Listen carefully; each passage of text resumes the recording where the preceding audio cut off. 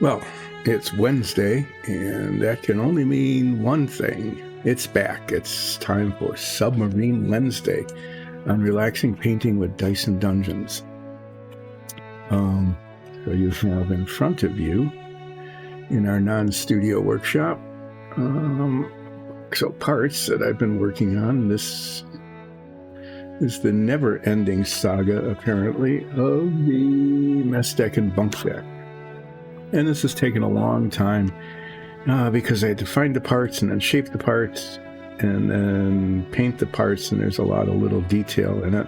And there's yet even more detail today if I decide that I actually want to do any painting on relaxing painting with dice and dungeons. And I used to have a chat screen. There it is. Hi, old Brocker. I haven't done that yet. On the monster that I was working on. The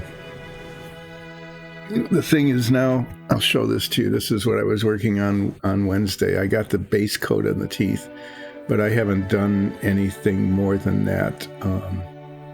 I painted it green, and it needed to dry, and so all I did was paint the tongue so that it was purple and slimy. But I am going to try the speed paints on Friday for the first time ever. I've never used those before. I know a lot of people who do streaming, they do how-to shows, and they're really experienced and they've done a whole lot of stuff, but I haven't. So yeah, anyway, there it is, base coated, and I don't know if the screen is going to work. Old Brogger has said that yeah, the green is a pretty nice color, isn't it? I don't know how it's going to work as a base color. Except that usually, if people try things out not on live streams so that everybody can enjoy their mishaps. But this show is about, wow, okay. Well, there's little spots here. Okay, so like inside the mouth there, as I'm looking around, I'm finding where the paint kind of pulled away and bubbled a little bit. But yeah, you get to witness on Friday my first use of speed paints ever. I've just not ever used them at all. I'm probably going to do things like procrastinate. Like I'll go back and start working on the fake Muriels, the Muriel Doppel Muriels. Instead of doing something new and knowing that it'll get messed up. But eventually I'll dive in and get around to it and start putting it on the teeth and this whole body. This thing's supposed to be really dark anyway. I mean, it's almost like gray black in some.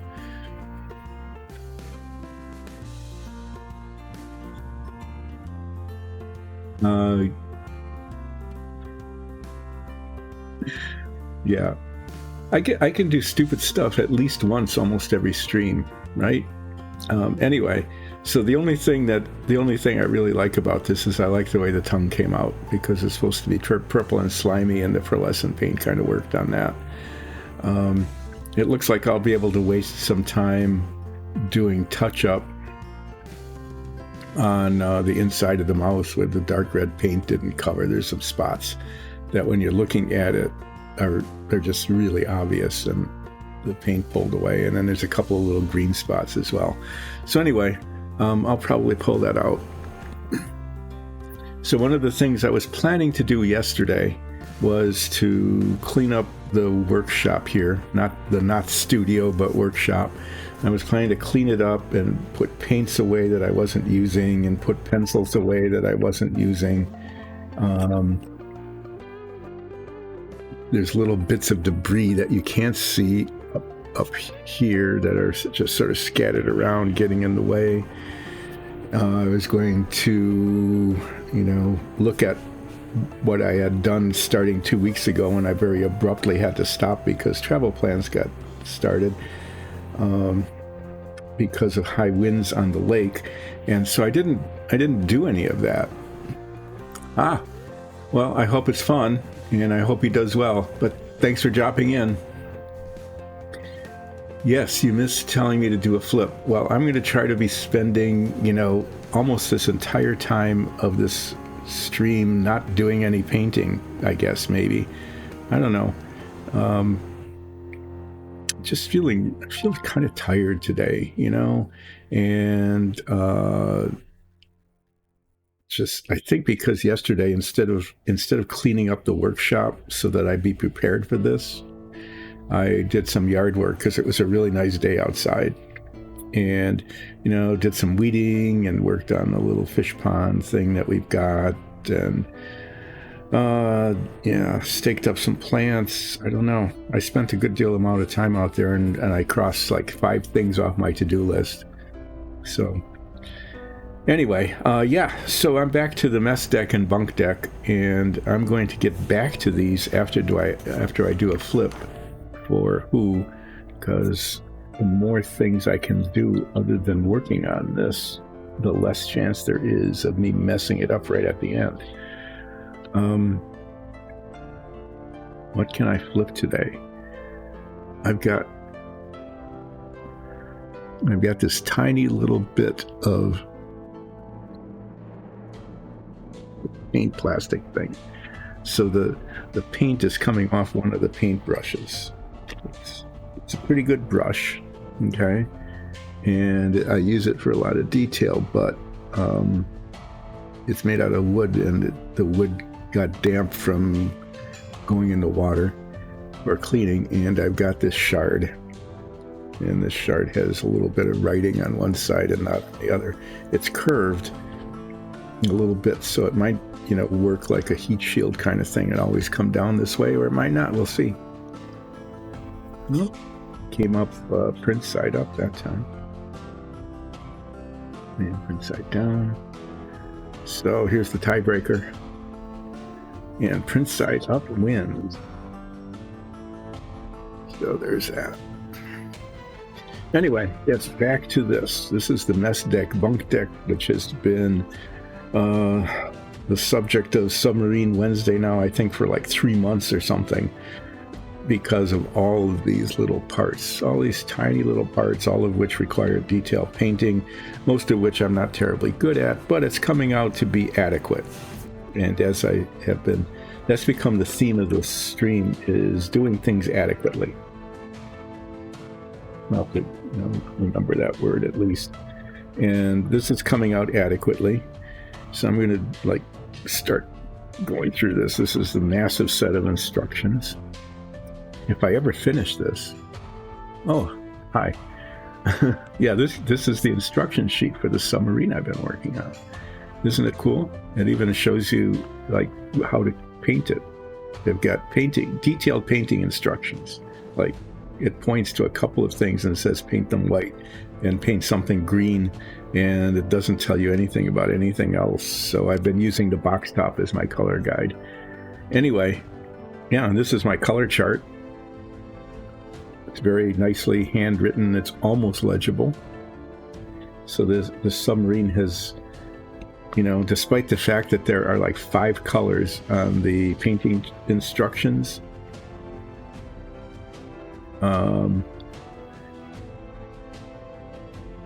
there's more ways to waste time. I'm going to use them. I'm going to waste more time. Anyway, these are my painting instructions, so I can remember what color to paint things. And underneath these paper towels are the parts.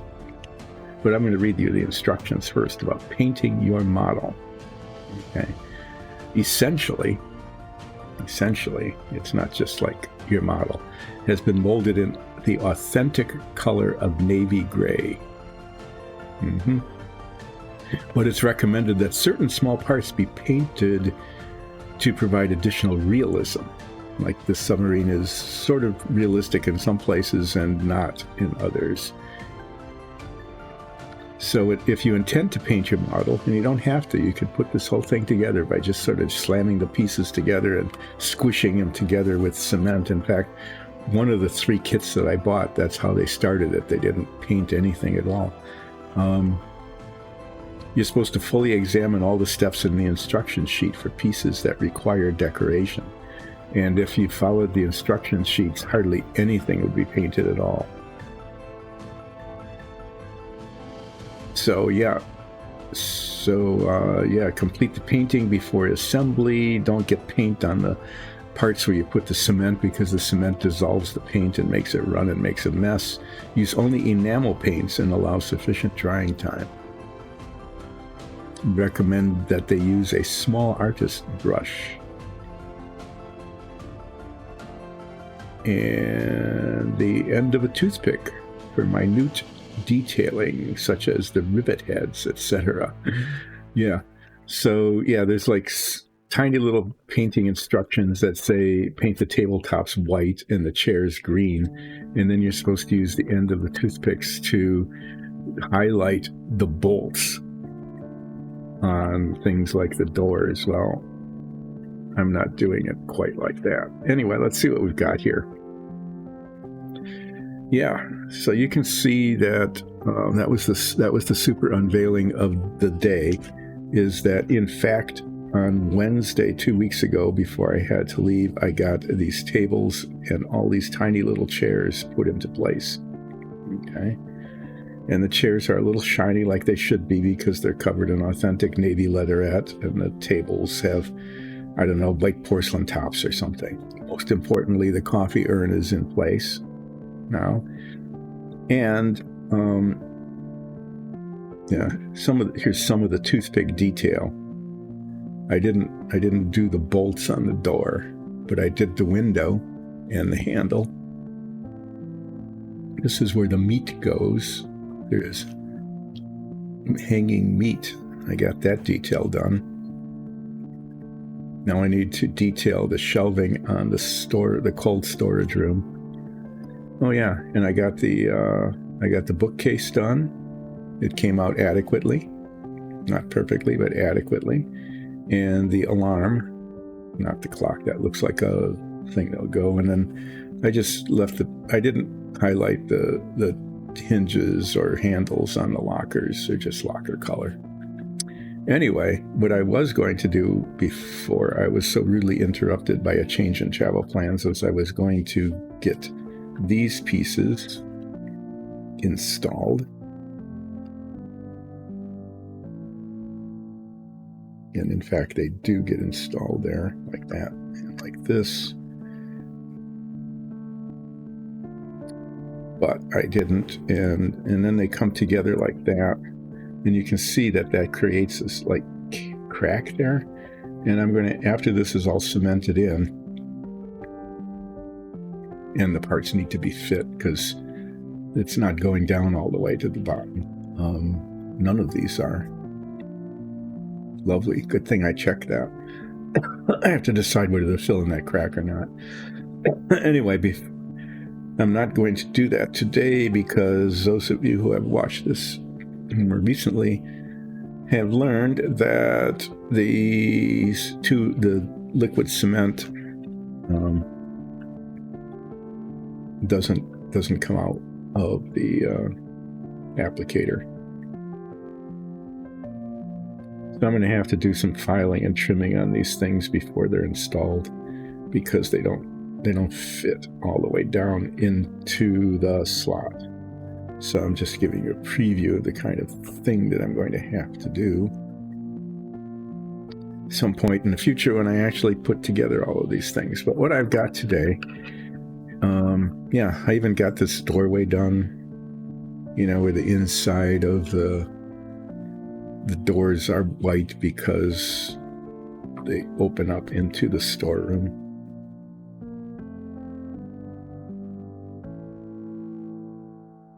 And that doesn't quite, there we go. This one doesn't quite fit all the way down either. None of these parts apparently do. So they all need that kind of work. Anyway, these doors open into a storeroom where if you look at it just right, you'd be able to see the hanging meat. Let me see if I can show that to you. So you paint all that hanging meat, the detail. And that's the only way you can see it when this is put together, is you have to peek through the door there. And all of these parts that don't fit quite. Yeah, but what I need to do yet before this is finished, what I really should do is make these bunks look less. I've just never had any success painting these bunks, with the edge of the sheets. But so in cold storage, there's looks like these shelves, and if you can see it, there's these raised edges all around. Okay, which are, I don't know, that maybe they're lockers, maybe they're shelves or something, but those raised edges, I'm thinking probably should be highlighted. And I think I might, I don't know, it's really tempting to just leave them, I mean, I have to say that it's just really tempting to just not mess with them. These things go together like this. And so you've got all these shelves. On the inside of that. And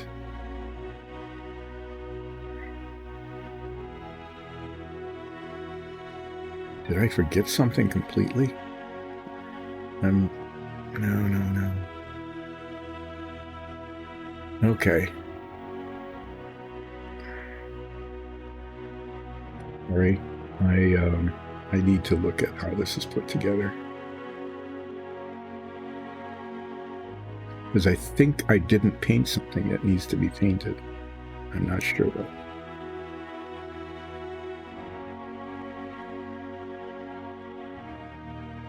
This is painted on both sides because one side is cold and the other side is room temperature storage.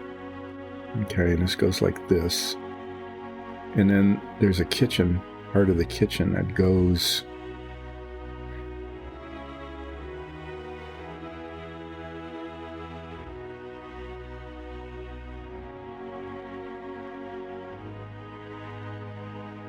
kitchen, that's the galley, duh.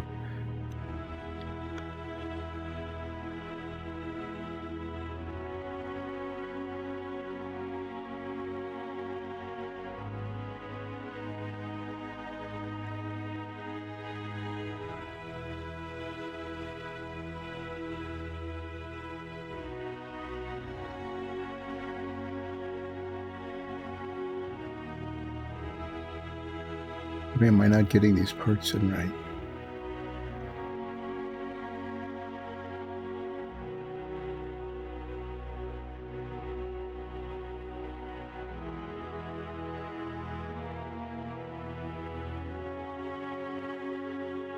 Yeah, okay.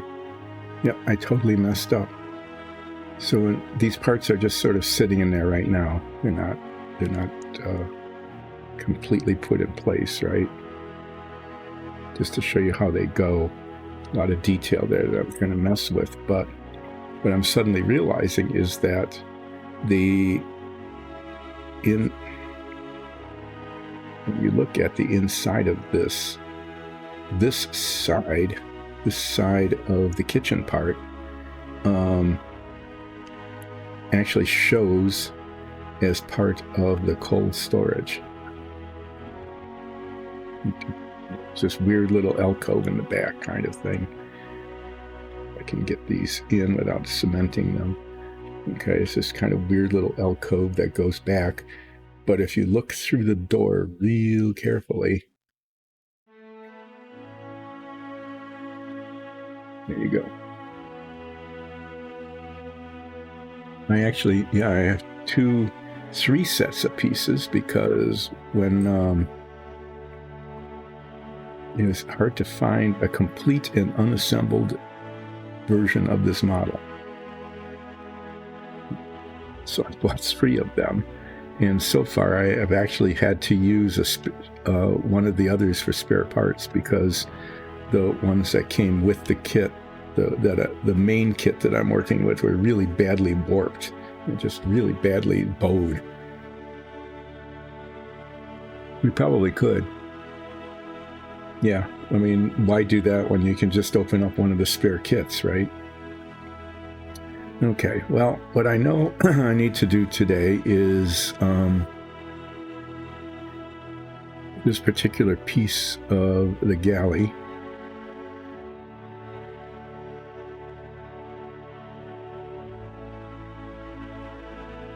See if this other one works. Notice my extremely effective. Yeah, there. See, these doors are closed, so the back of that doesn't show. But the back of this one needs to be painted white. And I'm actually going to do that now.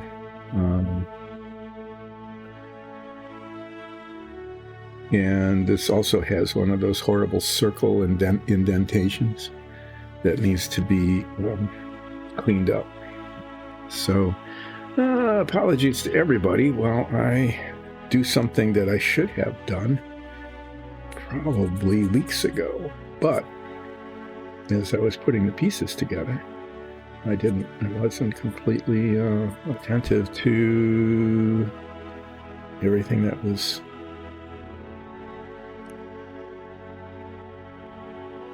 everything that needed to be done.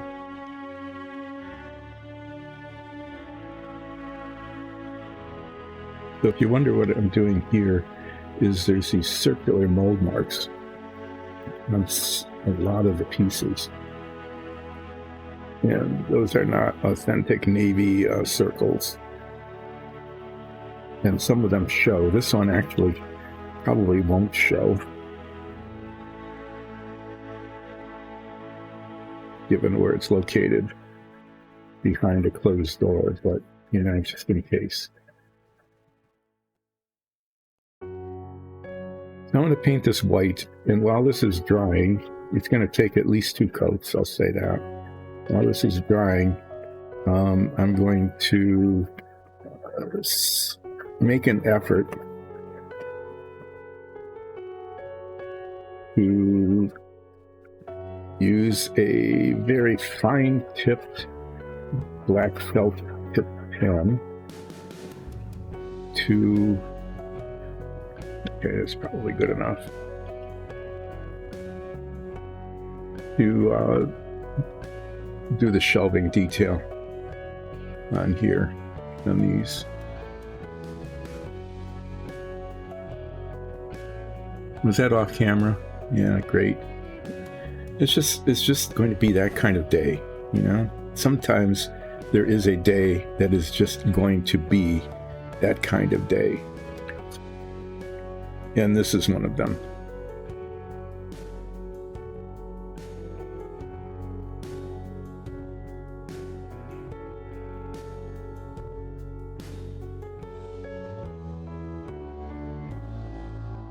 What can I say? Sometimes a day is going to be the kind of day it is going to be. And this is that kind of day.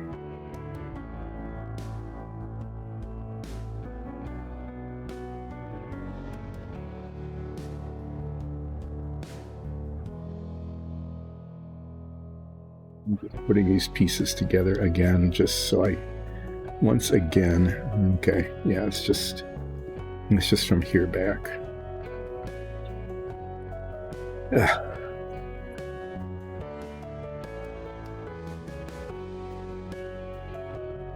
Trying to remember what white I used. I think I used dead white. Does my color chart tell me? Yeah. Okay. So, this day being the kind of day it's being, I'm going to paint the back of this one piece that should have been painted ages ago and wasn't. This piece right there.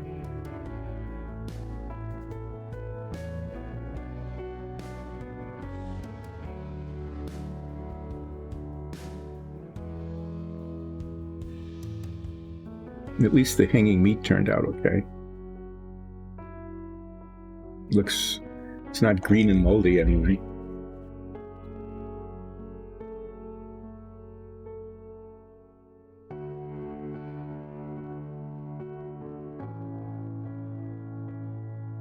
Yeah, there's another mold mark way down at the bottom there that I probably should take care of.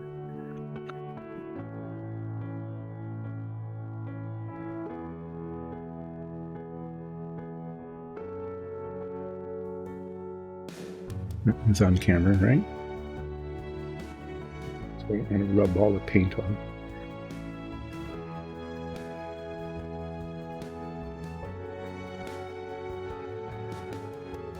Well, pretty soon you're going to actually see some painting or relaxing painting with Dyson Dungeons. It's not what I was planning to paint because I didn't notice until I started putting these pieces together that the back of this piece needed to be painted white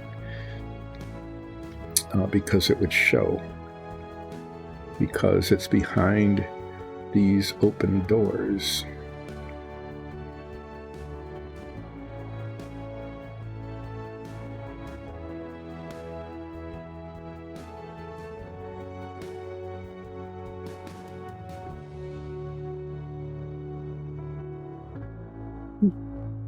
And so there it is.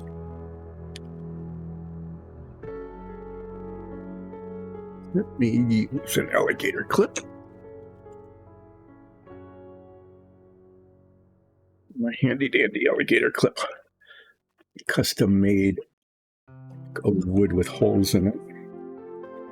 I'm just going to grab it there. Okay. And I will get some paint on the end of the clip, but that's okay. You don't want to clip it on something back here that's painted and where it's going to show. Okay, so now we're going to do some relaxing painting here. Here I am putting some relaxing paint.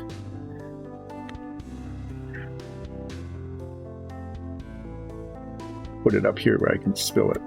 These are the pens I'm going to use later. There's my relaxing paint right there.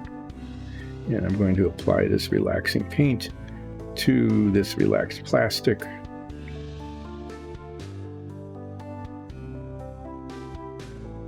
This very relaxed brush.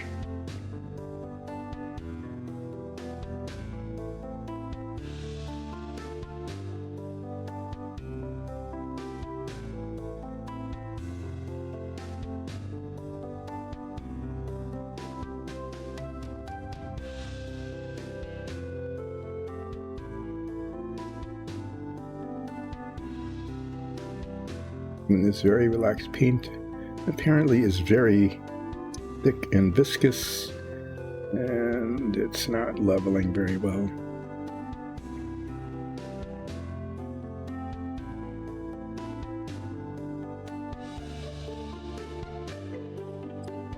See what it looks like when it dries, and then we'll put a second coat on it. Hopefully that will work. Okay. Oops.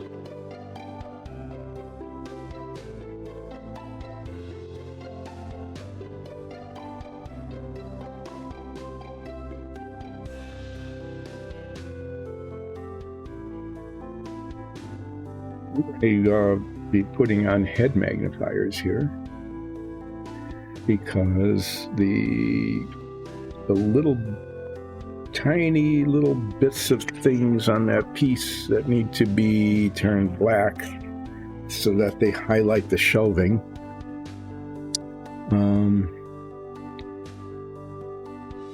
Yeah, I'm going to have to see it better than I can see it with these glasses. So let me get these.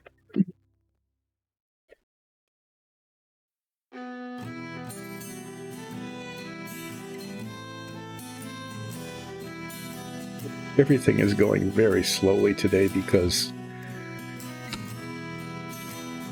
it seemed to be exceptionally aged. Well, let's see, I'm going to use this extremely fine-tipped felt pen. And I'm going to start, and it comes through nice and clear and sharp.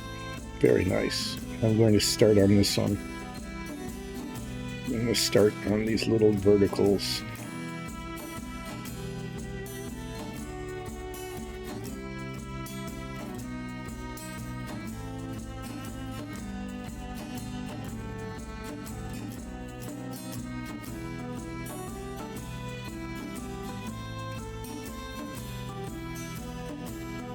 We're getting relaxing felt tip pen ink application. We did get painting, so I hope you all enjoyed that, because it might not get any more relaxing or painty than that. Actually, I will be using some paints on the galley detail, like the pots and pans and canisters and things.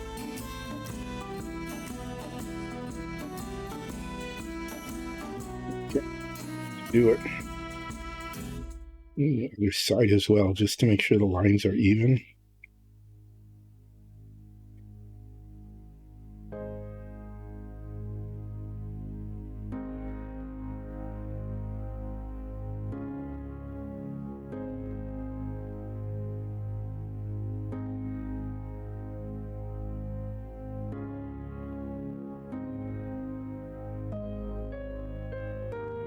There's a little bit there where the black went where I didn't want it.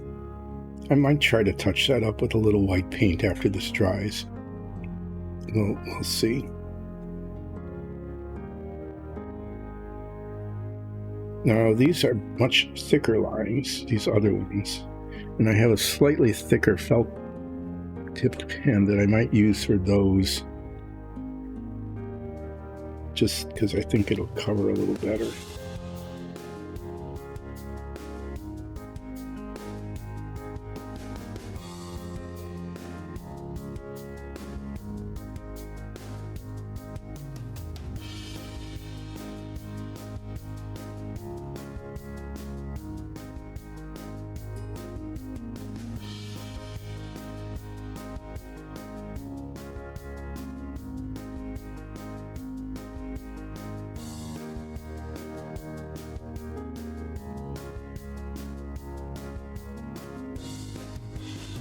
You know that you can actually buy pens.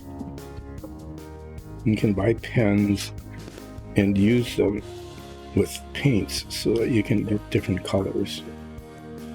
I have to look into that sometime. I haven't been painting little tiny linear details like this much before.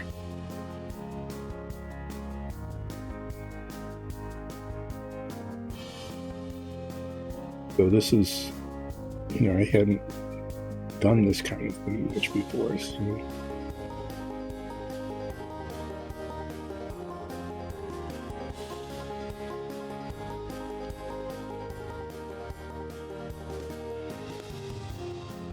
This is a, 0.005, very fine. This is a 0.01, so it's twice the size. That I hope will be okay for these sections.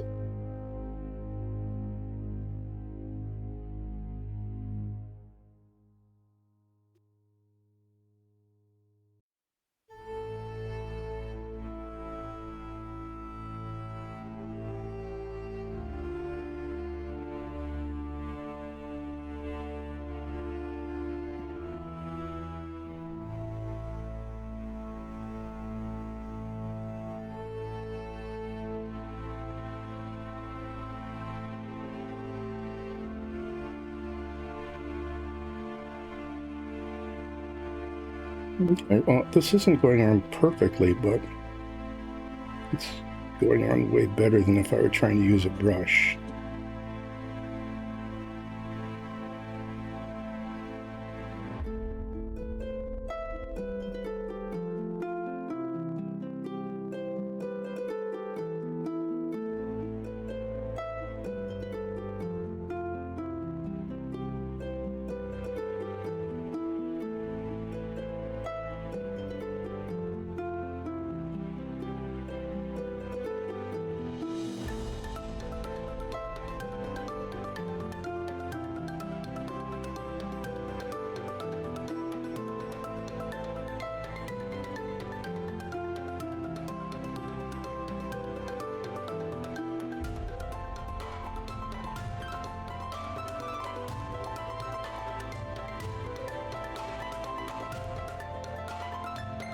So when I'm kind of done with these lines, I'll have to make a judgment call about whether I have achieved the level of adequately or not. Right now it's looking like about 90% adequately. Okay. I mean, there's little spots and things that maybe with the tiniest little bit of paint on the tiniest little brush, I might be able to fix. But on the other hand, this ink has shown a tendency to dissolve in the paint, even the acrylics. So we might just let those flaws be.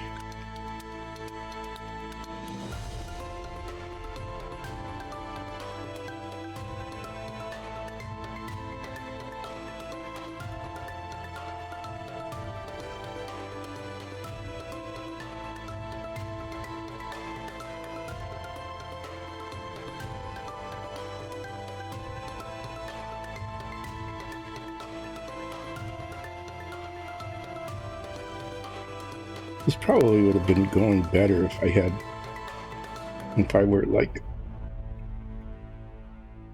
13 again or something when I was doing this instead of being older than I've ever been.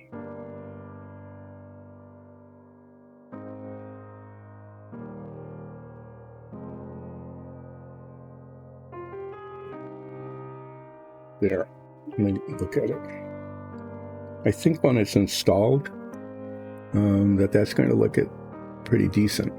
I mean, it highlights the lines. Yeah, I mean, they're a little ragged. It's a little uneven.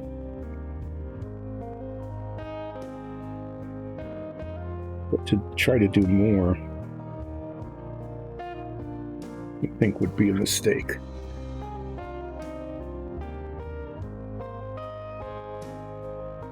Definitely would be a mistake.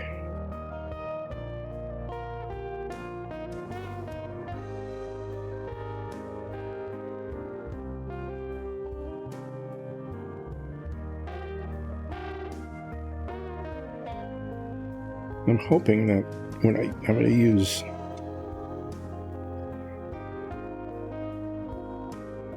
I'll have to think about that before I actually do it.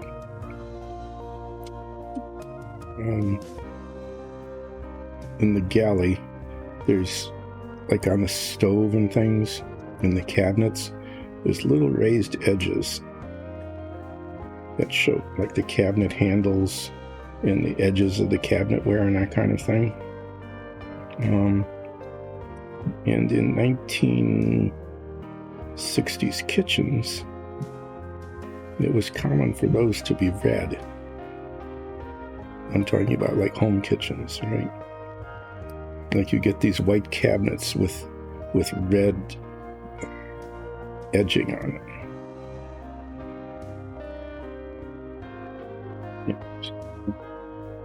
Tipped red tip pen.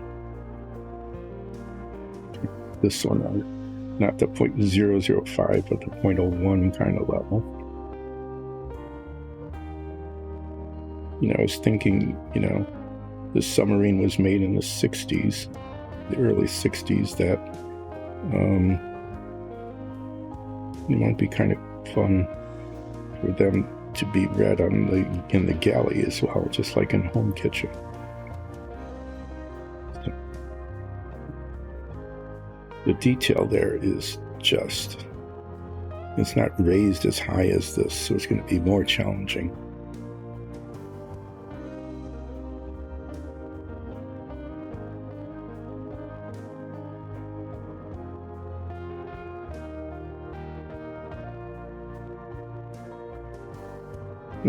I think I'm achieving adequateness on this.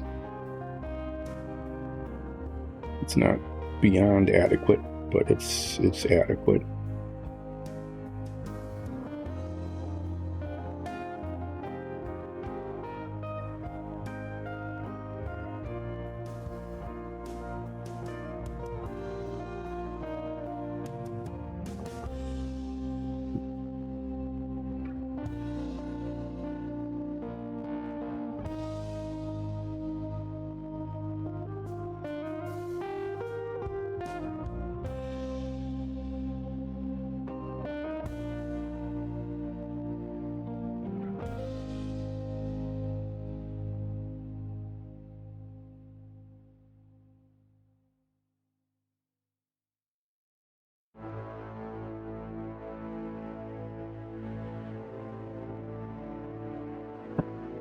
I think the music is playing because, for me, this is actually taking a fair amount of attention. So there's cold storage with amazingly detailed hanging meats and room temperature storage with cabinet. Take these, cap this up.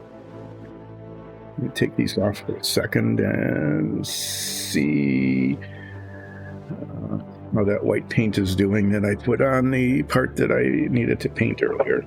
So the way this ends up working is that this side is just plain white. That's the cold storage, is that this goes into here like this. Into the gap.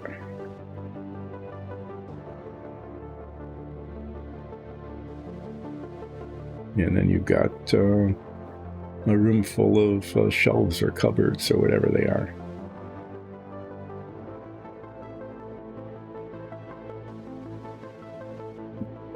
Okay. So you look at this and they don't really meet in the corner. So actually the way this is put together is that it would make sense to draw a black line right down the corner. Okay. Use this nail right there. It makes sense for that to be black.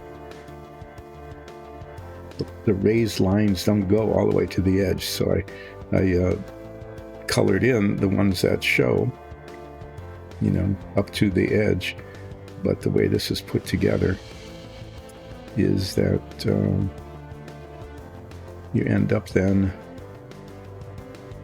with a gap there in the corner. And that might just end up being the way it's going to be. Okay.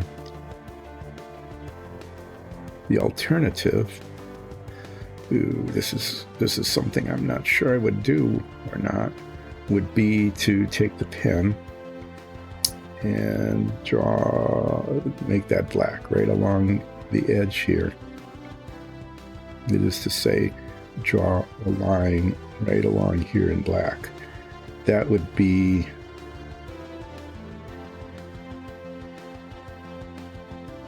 actually be really quite difficult to do. Okay. What I could do is just extend the lines, but it's not raised, and so it's just going to be blobby. I don't know. I think it's just going to have to be what it is. That's how they molded it. So it must be how they intended it. Yeah, let's look at this bit.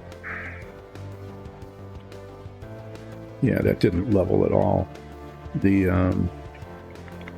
So what I'm going to do is, this is a little weird, but I'm just going to use a really large brush, okay, like this, so that I can just do one swipe across it and get the paint to look level. So I'll get some more white paint out here in my handy dandy palette thing. This is major overkill, but if it's going to look like I'm bothered at all, that's what we're going to do. If I recall correctly, that's what I had to do with the other parts anyway, was use a big brush so that it went on evenly.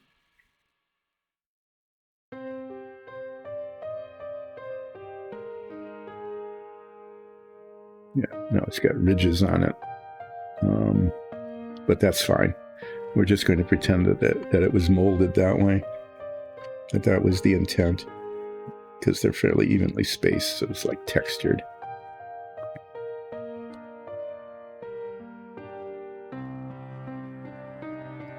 Okay.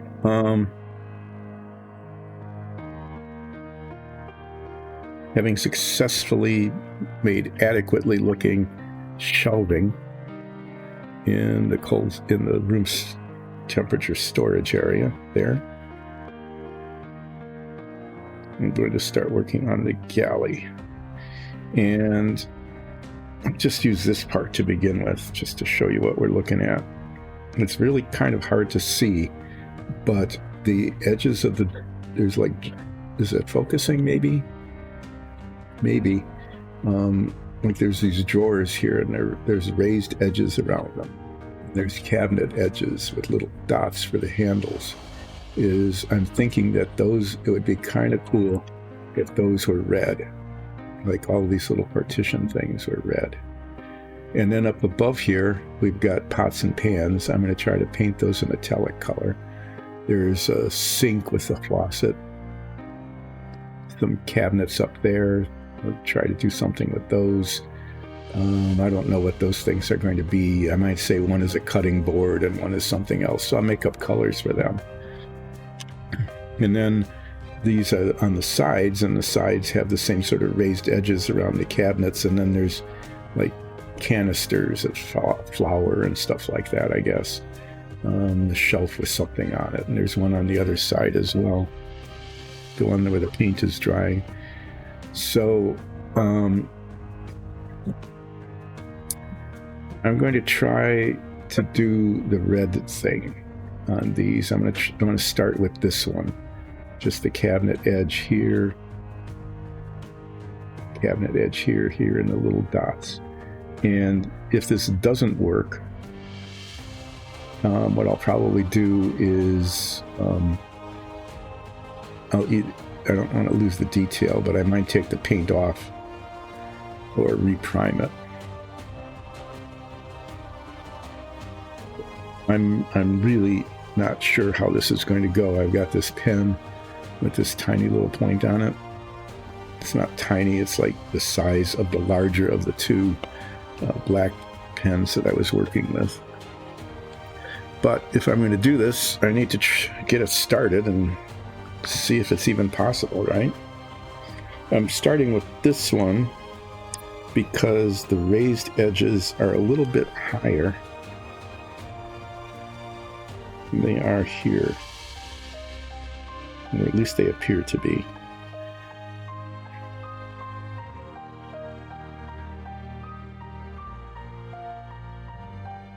Yeah, well, this will be an interesting sort of thing. Let's see what happens. Let's see what happens as I do relaxing red felt tipped pen touching.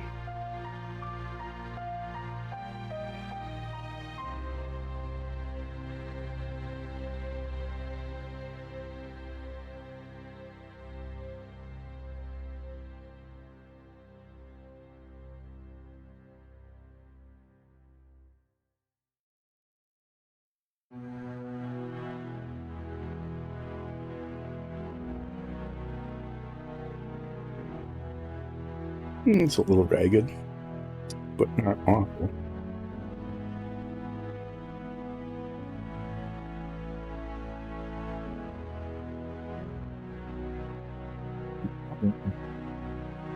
Double here.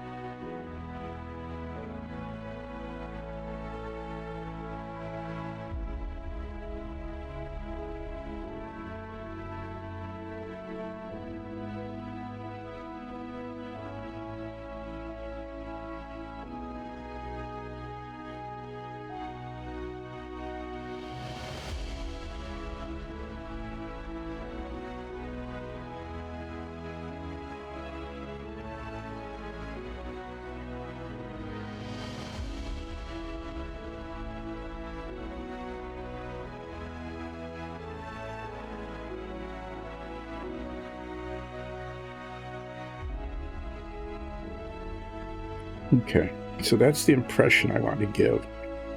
And I think again that, you know, if it's not under the magnification, that it kind of looks okay.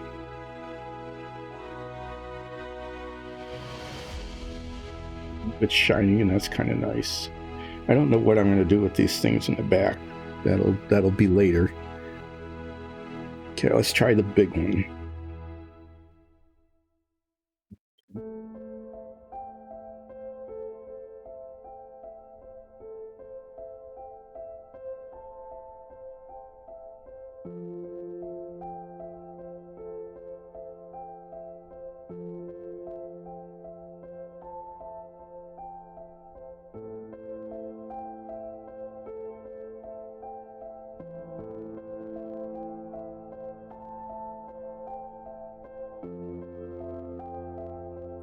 I like the countertop thing being red. We'll see how this one ends up looking.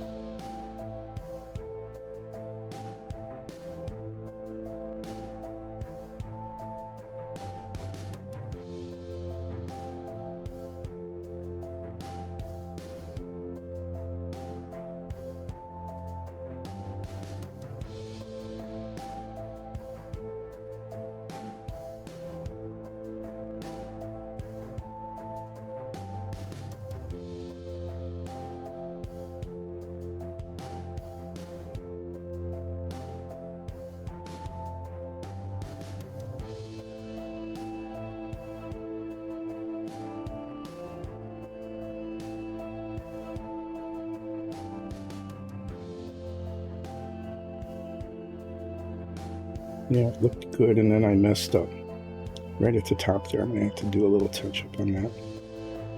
It's another one of those just a little too far. Everything was adequately, and then you just had to do one last blip, and then it turned out to not be adequately.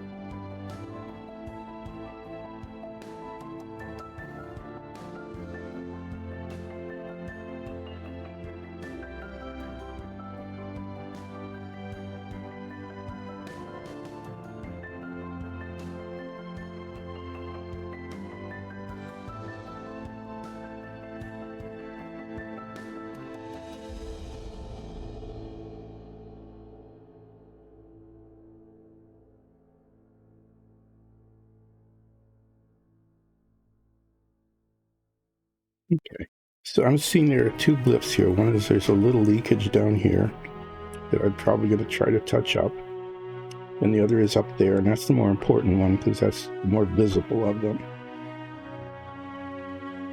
But I have to say that that's kind of cute, don't you think? You know, the kind of red.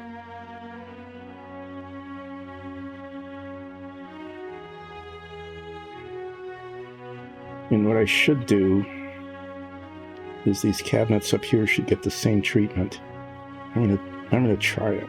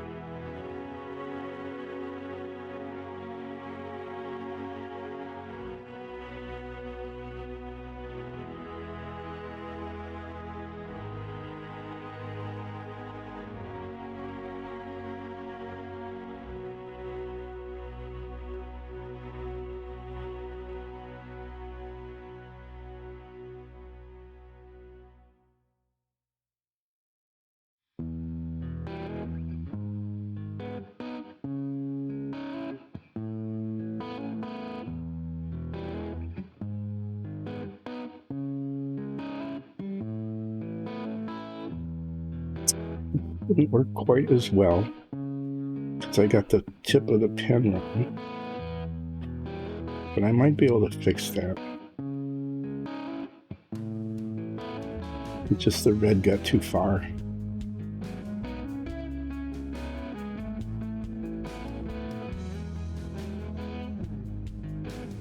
Yeah, so the lines are not perfectly straight, you know, they're a little bobbly, but I need to just touch up a little white here and here, just in a few spots. This corner here should be.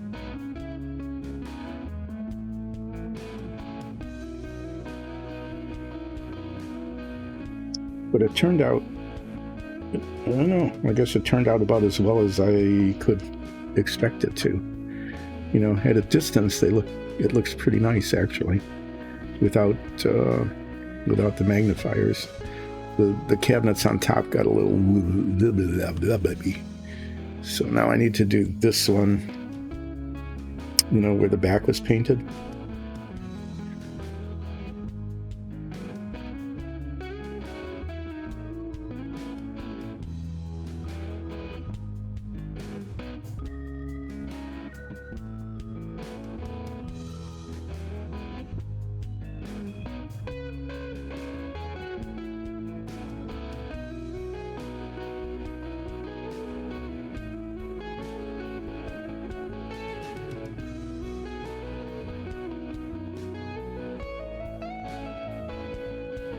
You see what I'm doing? I'm running away. You can't look up and do this at the same time. So you might be, I guess you can see what I'm working on. It's far enough there.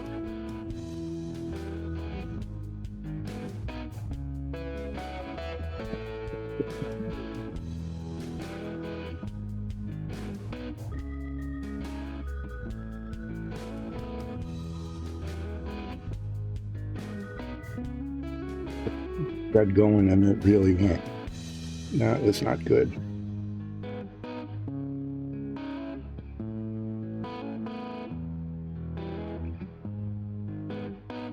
Ink to all the ink.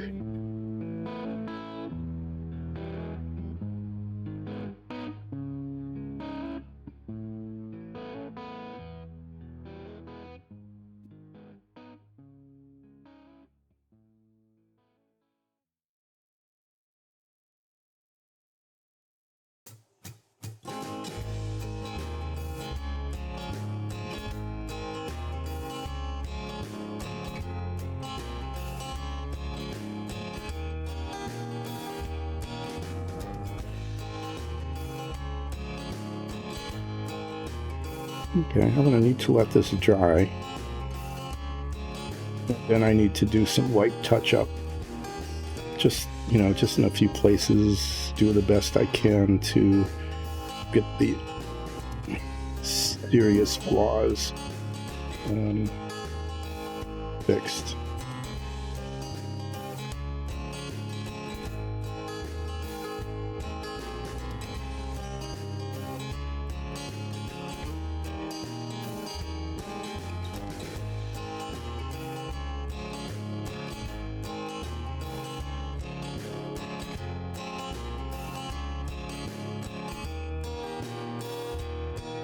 Yeah, well, that side's white now, so that's good. So again, it's not perfect, but it's okay. Now, with the pots and pans, I'm going to assume that those are like cast iron. And so I'm going to, I have this really nice dark paint called steel, but it's very, very liquid. It's made for airbrushes. It's one of the Viejo metallics, which are really nice, but I'm afraid it'll just run too much and it just won't stay where I want to put it with a teeny brush. So I'm going to use one of their game colors, which is a little more viscous, and attempt to get those hands painted with this.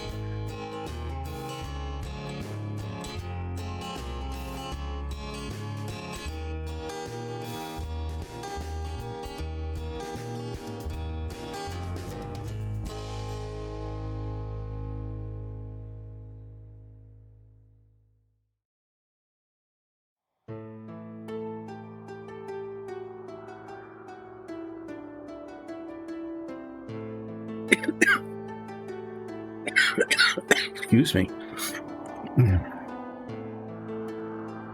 Those of you who have allergies have probably noted that this year is exceptionally awful, following last year, which was pretty awful.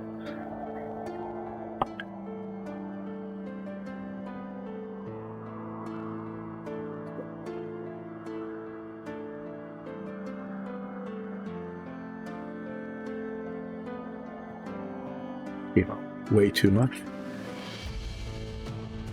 This is where you should use the tip of a toothpick or a pin or something to paint. Now you can see the hanging pots up here. Those are the ones I'm going to attempt to paint this metallic color. Let's see how it goes.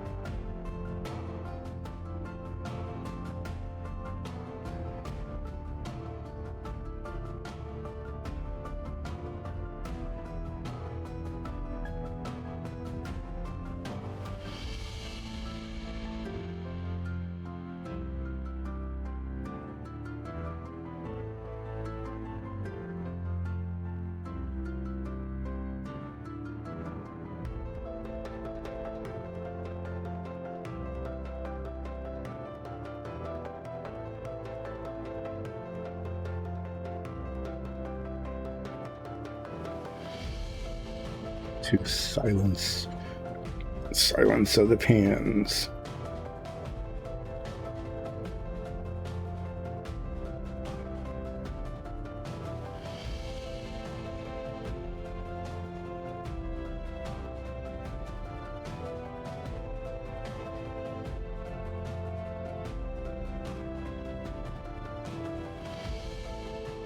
Yeah, that'll be a good color. It's metallic and it's dark, so it serves the purpose.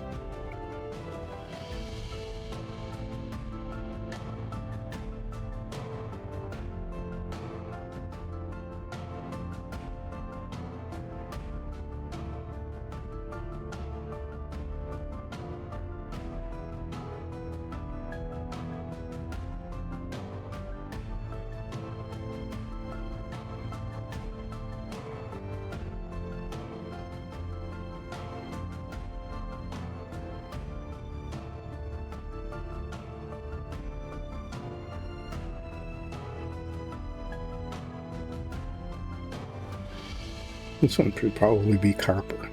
It's like a saucepan or something.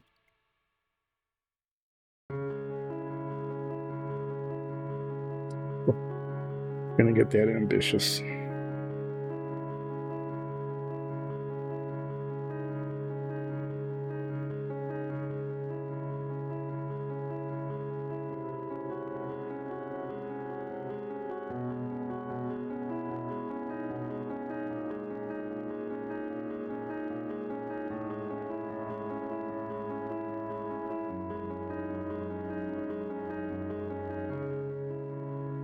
So if nothing else, we now have things that look like they might be pans hanging in the back of the galley here.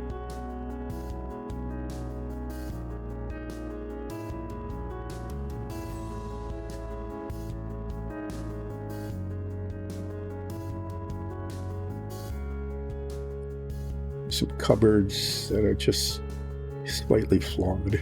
Those are hard to do. And some little things here that need to be fixed. This looks like it's a sink faucet, so that's going to be metallic as well, but it's going to be a little bit brighter color. And that looks like a soap dish, doesn't it? Like with a bar of soap on it. So I'm going to paint these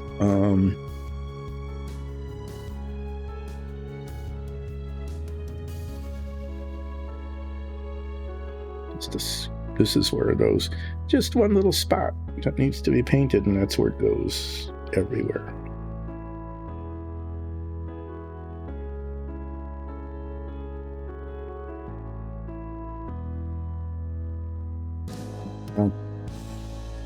That will do.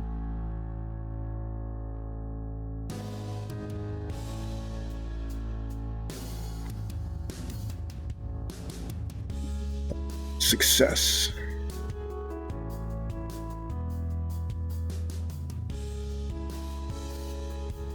I'm going to paint the faucet the same color I painted the toilets.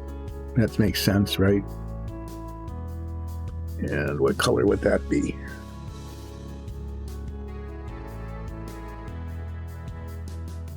Dark aluminum.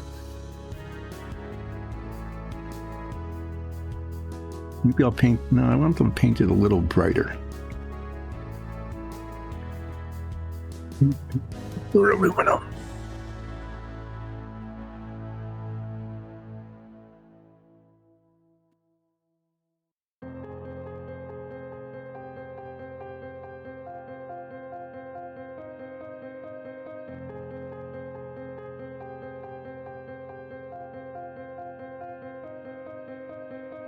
This is taking a chance because this is that very liquid paint that I talked about.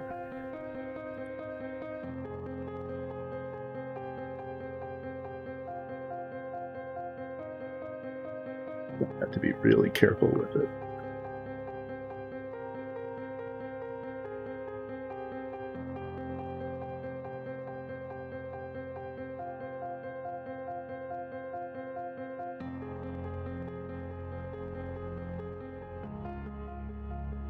The thing I am painting is a faucet.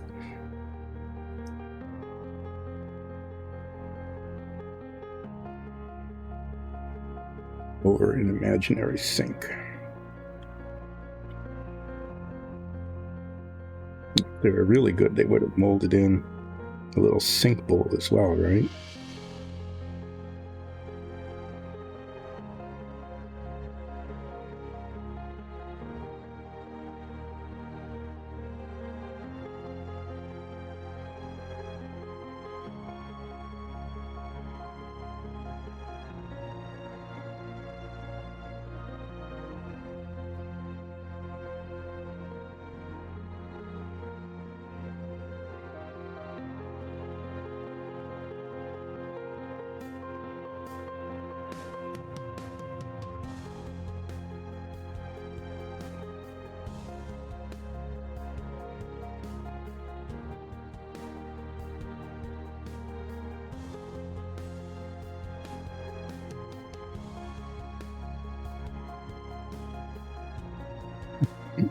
Yeah.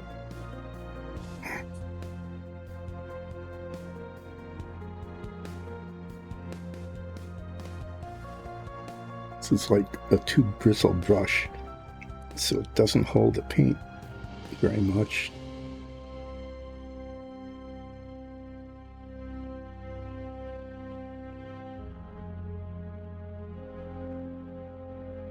But it is going where I want it eventually.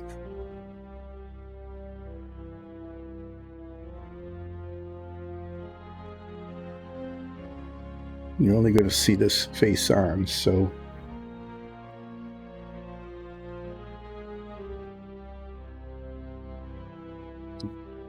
I managed to get it there.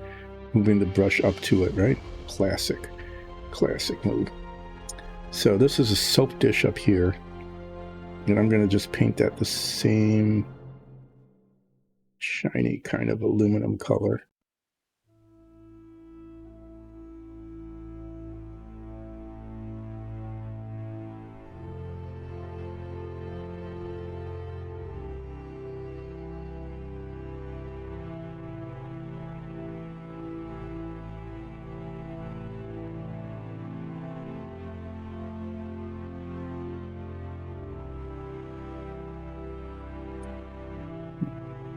I'm going to say that that's a cutting board, and I'm going to make that light wood.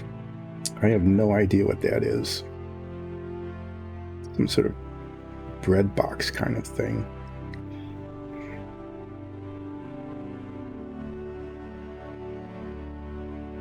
That might actually look good in red also. No, I'm not going to... see, I've got these other things here, like these shelves. I'm tempted to paint these. They're just in the corners. This metallic as well.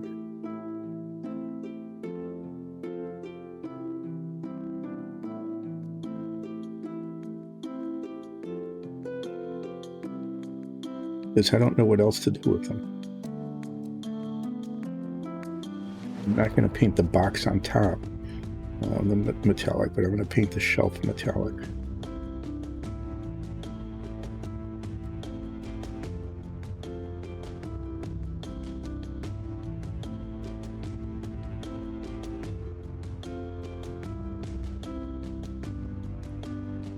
Because I want it to be seen but not be real intrusive.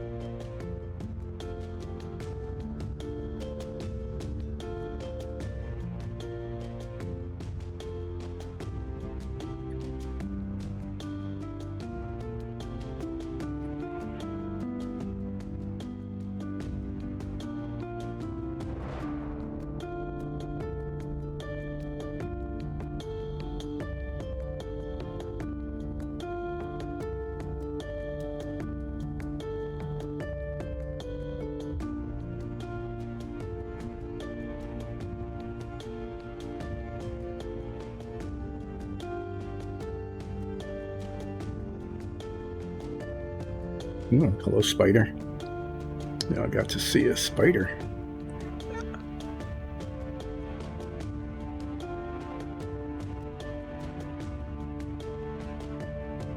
Spiders are actually kind of good things to have around.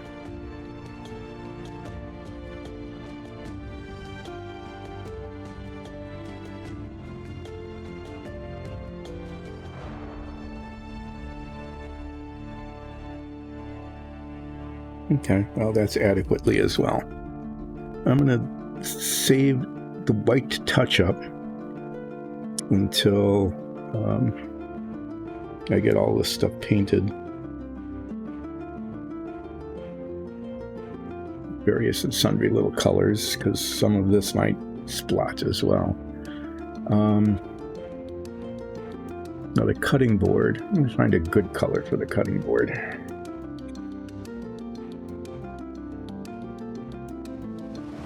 I think I know what I want to use, but I want to just check. Yeah, I'm going to use that. It's cork brown. Have I used that for other things?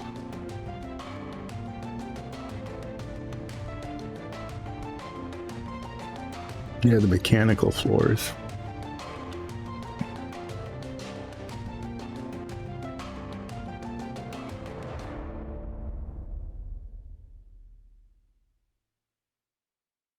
Where is it? There it is. Because I used this once tiny little bit, just a tiny little bit in the torpedo room. but I think it'll look like a cutting board against the white.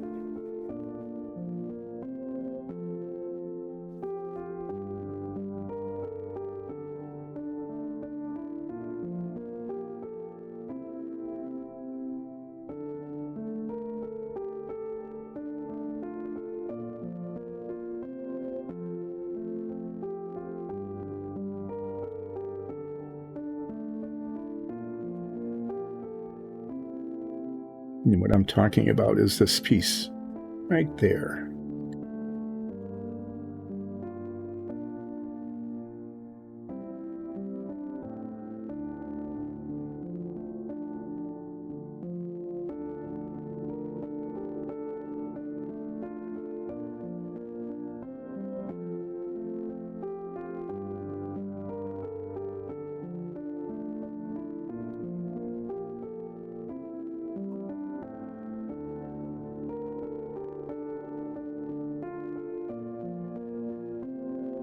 Yeah, it's mostly on camera. That's okay.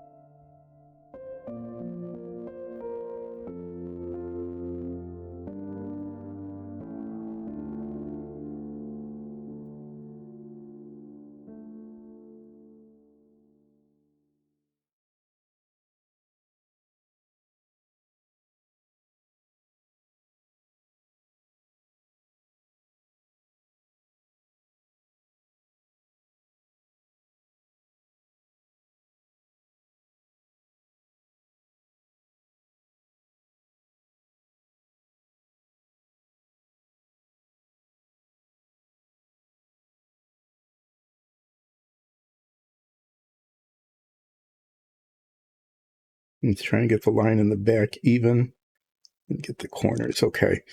So now I've got this mystery thing that looks like a little bread box. I don't want to keep doing everything metallic.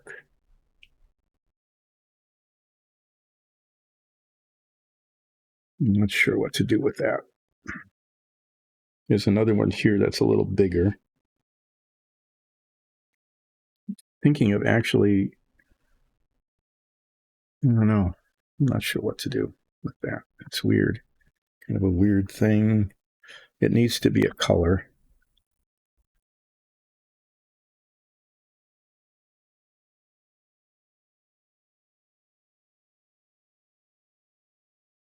Or if there's like a grayish blue kind of color I could use, that wouldn't look too odd in a kitchen.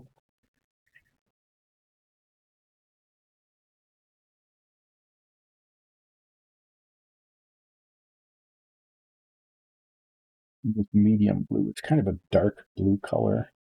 But I'm thinking, I mean, I've made the edges of the cabinets red, but I'm just going to use that color. What the heck?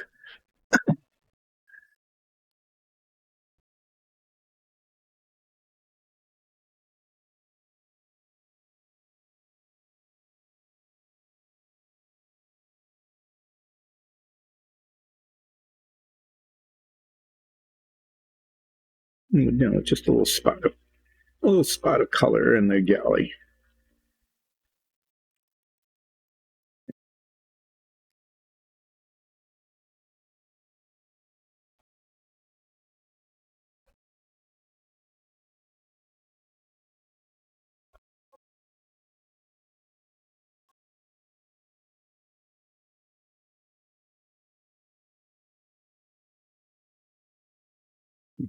You can't really see the thing I'm talking about, but as I get color on it, you'll begin to see it emerge.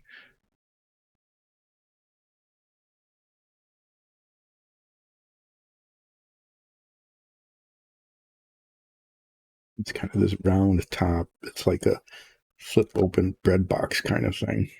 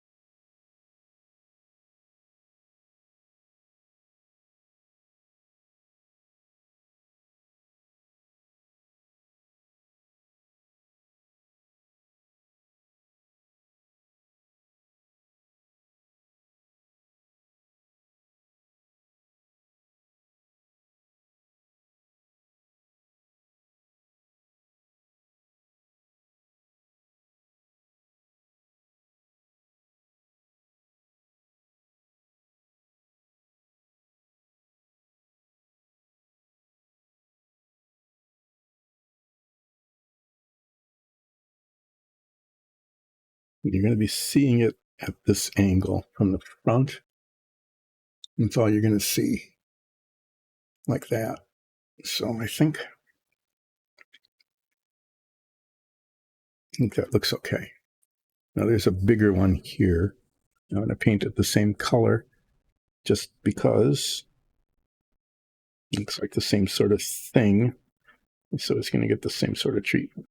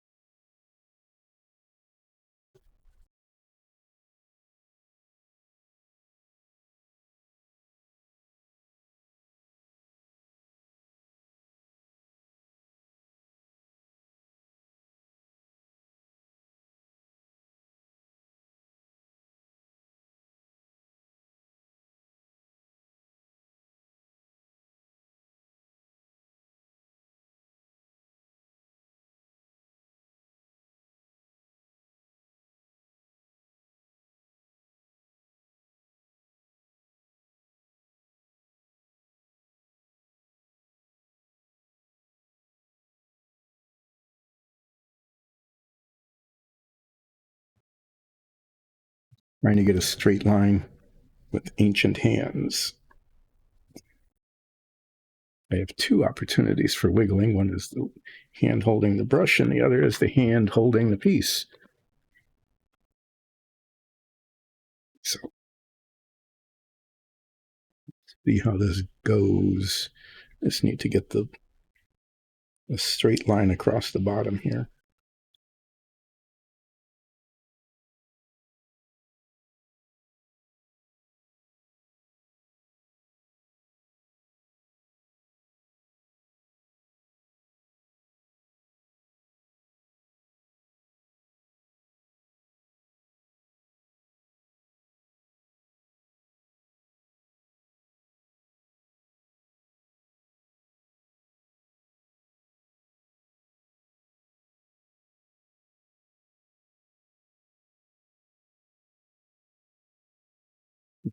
Paint ran.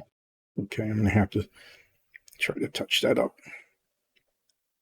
At least give it the impression of being white. Okay, what we've got now, there's a whole bunch of little canisters on this, just a ton of them. And on both of these, they've got this vertical, whatever that is. Both of them have, both corners have that in the corner. And I'm not sure what that's supposed to be. Not going to be white.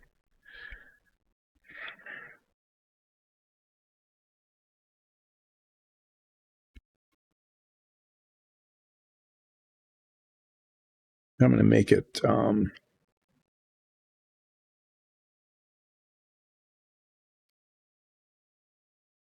using this for other chunks of the submarine.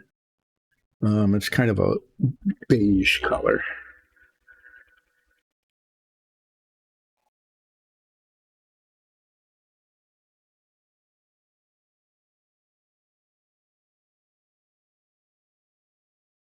I think that'll look okay. It'll be enough just so you can see it's there without it being really hugely intrusive or anything.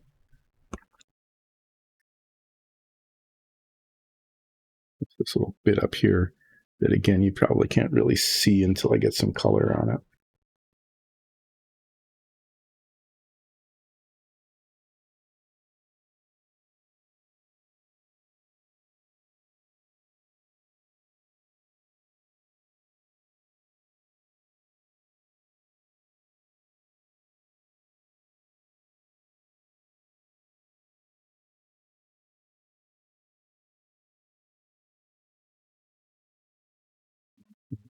Bad. Do the same thing here.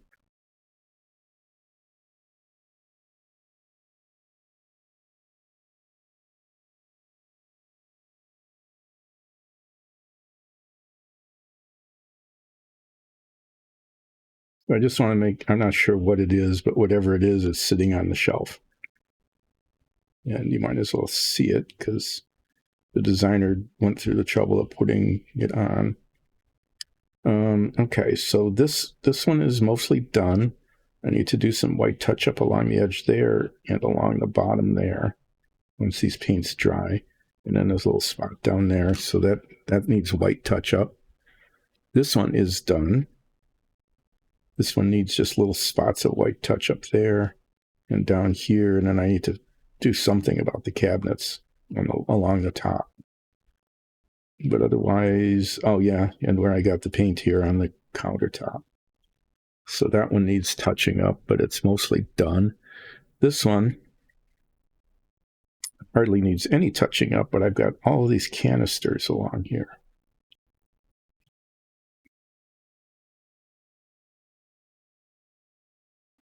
Sure. I want to paint them like a couple of these, maybe like slightly different colors.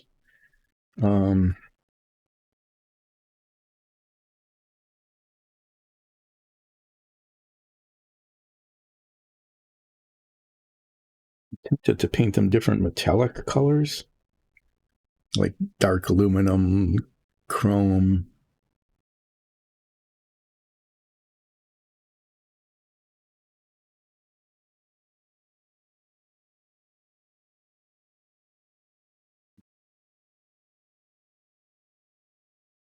I mean, in kitchens like this, it was not unusual for the canisters, home kitchens, for the canisters to be, metallic. So I think I might just try to do that.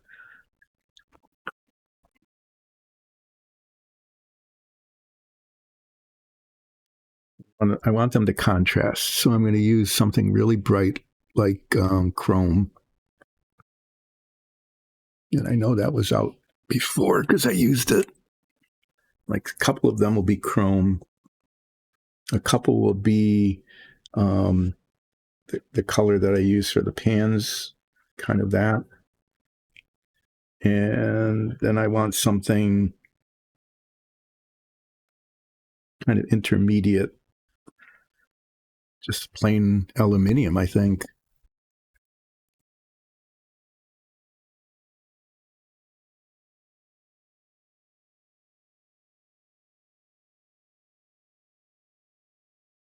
No, I mean, let's, what do we got to lose? Let's give it a try.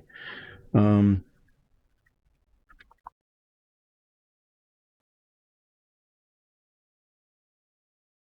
the darker color. And I'm going to put the darker color out near the front.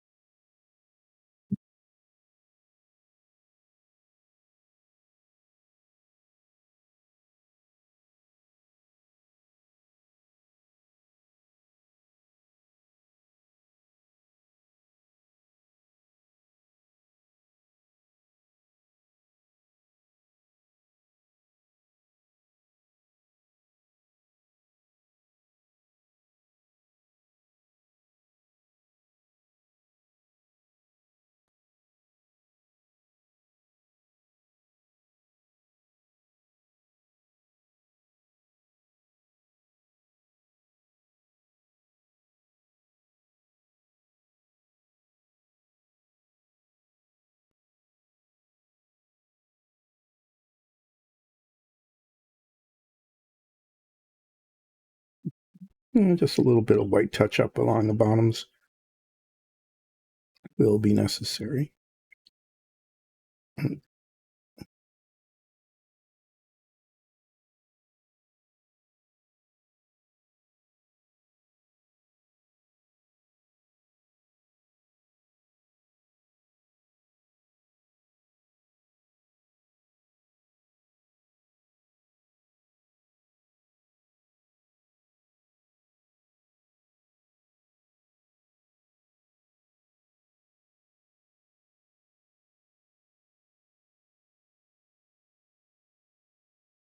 Maybe it'll be lighter. Maybe I'll do one more. This one that's kind of recessed here.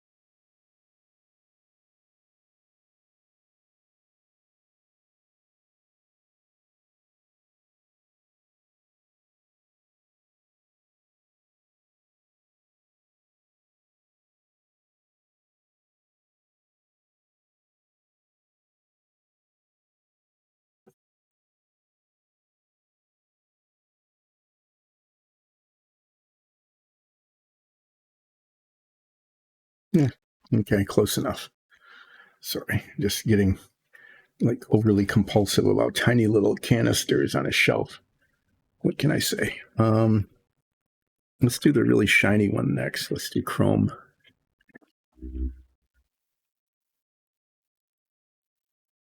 Okay, the music isn't running again. Well, supposedly that can be fixed remotely. And it's easier to do than if I try to do it. Yeah, it's especially important because when I'm being silent like that, as I'm painting minuscule little detailed canisters in the galley, right? It should have music. Should be kind of dramatic music, even, because the drama of canisters.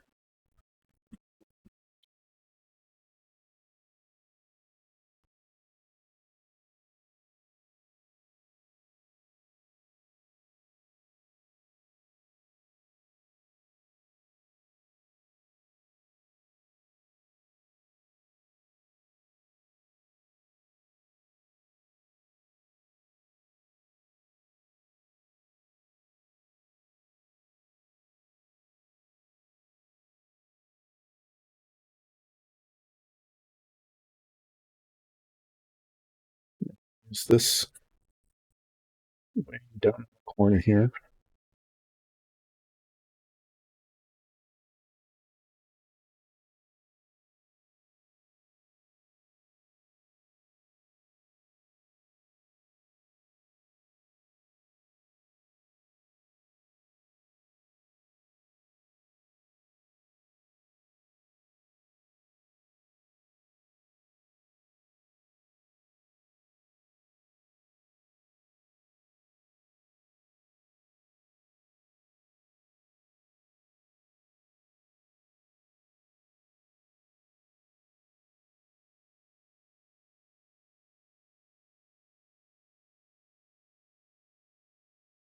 Okay, and then um, this plain old aluminum. That was aluminum. Okay.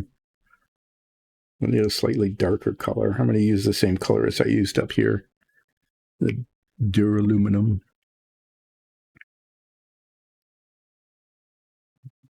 There's still some there. Yeah, still a lot of it just sitting there.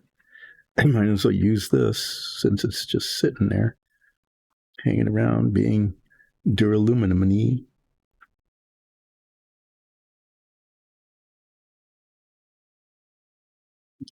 It's this on the ones in the center here.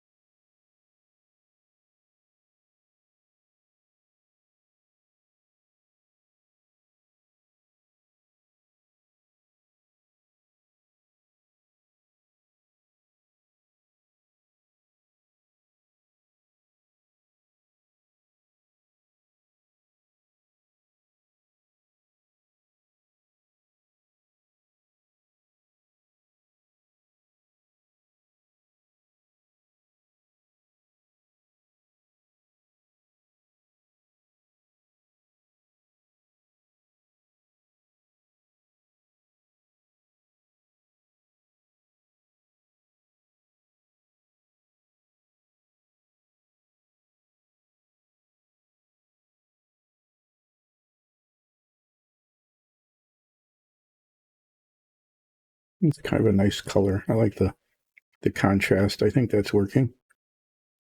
In fact, I think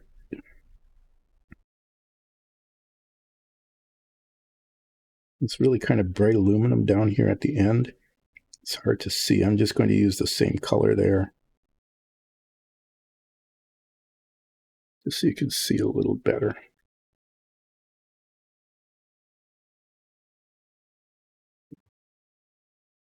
Just to touch it.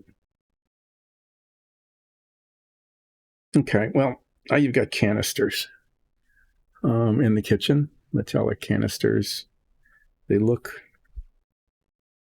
actually don't look too bad. I need to do a little touching up along the bottom here.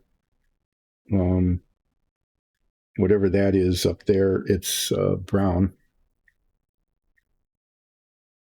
And I need to let all this dry, and then I'm going to get the white paint out and attempt to make tiny little corrections, itsy bitsy little touch-ups, and then the galley pieces will be finished. And how are we doing on time? It's just about noon. I think what I might do is I might take the break a little bit early so I can let these colors, these reds and blacks and silvers and all of these other colors dry.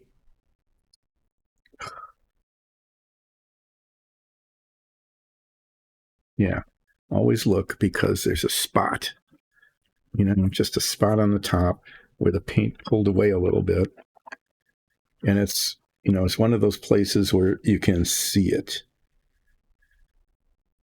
And you're not going to be able to see very much of this when the whole thing's put together. So I'm probably wasting a huge amount of time on detail that will never be visible to anybody. But, it's all part of the show. Yeah, let me check the other one.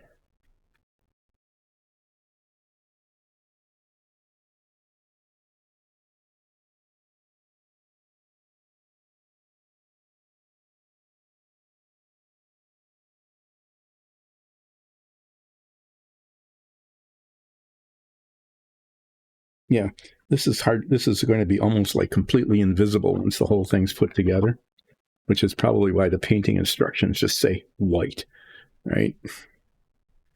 But I'm going to let this stuff dry.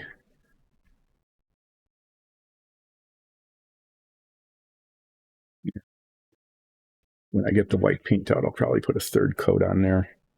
I'm going to let this dry. I'm going to take a break a little bit early and then come back and do the white touching up.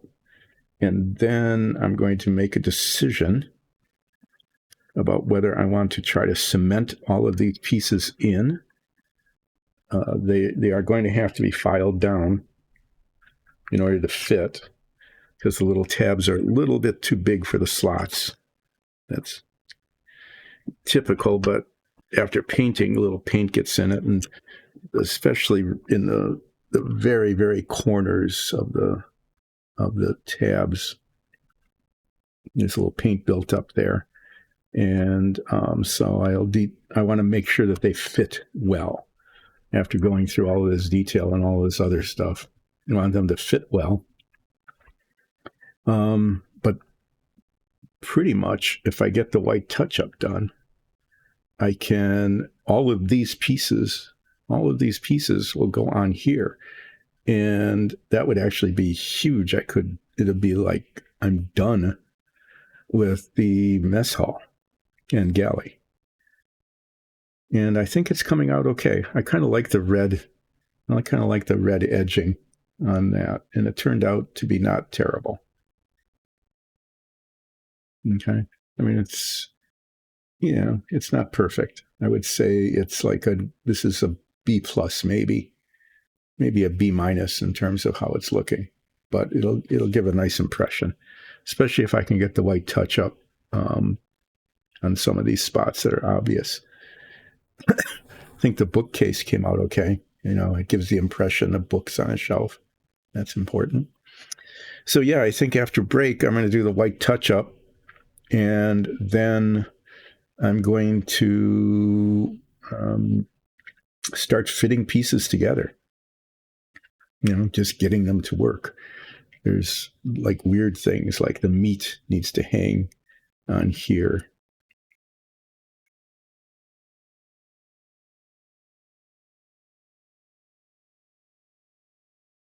I need to do a little stuff like filing off the little prongs a little bit, just to get the paint off the tips of them and then off the back of this so that the cement will hold without making, without melting stuff too much. I would say this is going to come together okay. It's going to look kind of cool when it's done.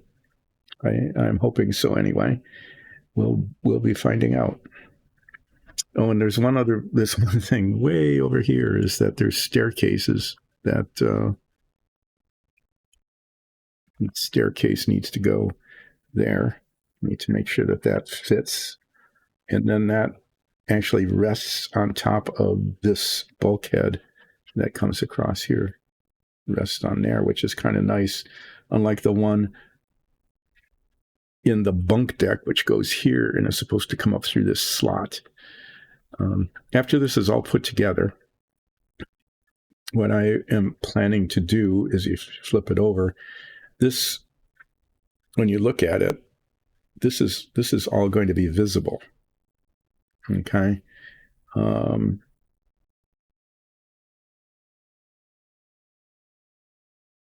my, there's weird things there. Like the prongs from these chairs actually came all the way through. They were long enough that they came all the way through. And when you look at it from the side, this is going to be just below it. And the ceiling is going to have all these protrusions that are going to show because it's right on the front. So I'm going to have to very carefully, what I was planning to do was fill in the holes, okay? I wasn't planning on having projections.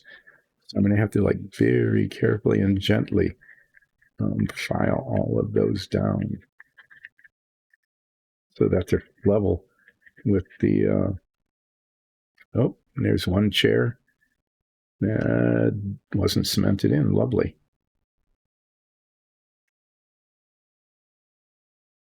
So when I cement things, that chair has to be replaced. Anyway, these need to be filed down so that they're level with the bottom here. And then I'm going to fill in the holes with plastic filler in places where it's indented, and then sand it all down. Because unfortunately, all of this is right at the front of the submarine and actually protrudes out. So it's going to be highly visible.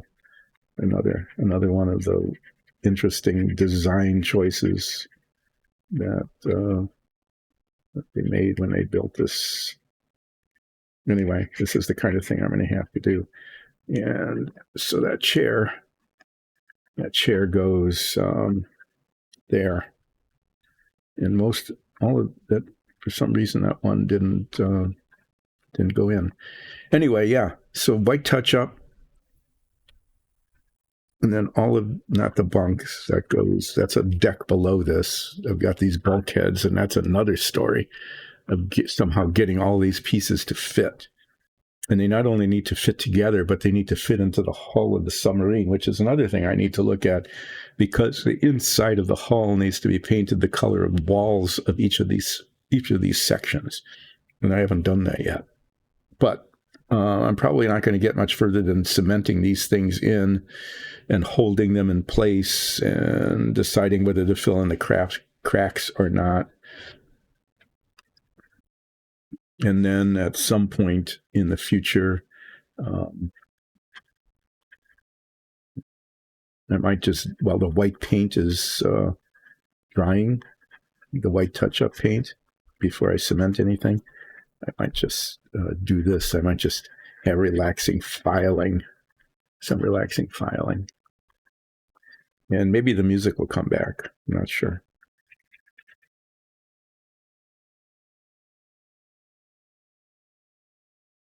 Anyway, yeah. I need to wait for all of these little detail things to dry as much as I can, and then I'll do some white touch-up. And then I'll be doing a bunch of relaxing filing. Like here, these tiny little points need to be depainted like that so that the meat can be attached.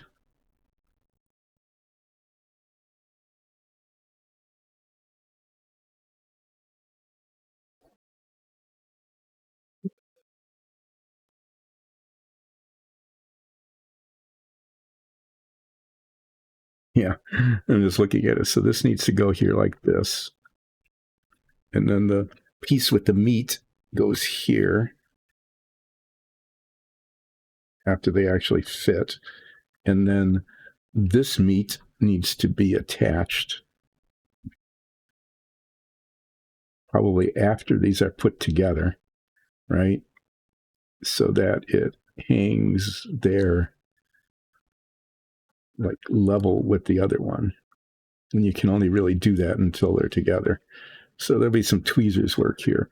And that needs to go way back in the corner because somehow or other this needs to fit in here then. I don't know.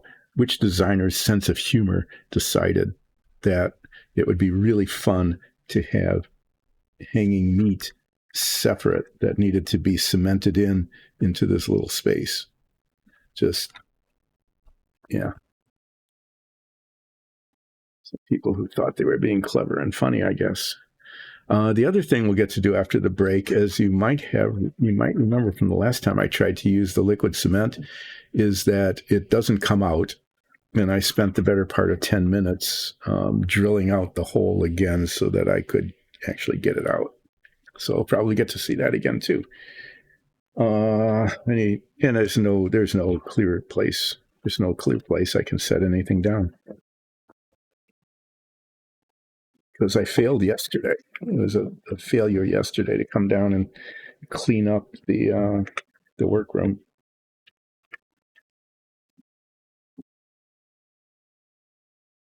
So this will look interesting. It'll look pretty cool once I get all these pieces together and get them to fit.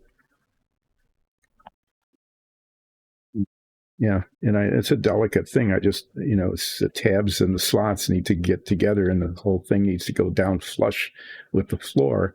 Otherwise, the whole thing doesn't fit later. Anyway, yeah, enough chatting. All of these pieces need to go on here yet. I will make an effort to do that after the break. So after the break, I'll be back doing white touch-up on the galley, and then start filing to flatten this out underneath, and also to get all of these pieces to fit correctly. Be back in about, 25 minutes or so. Stay tuned. Be back in a bit.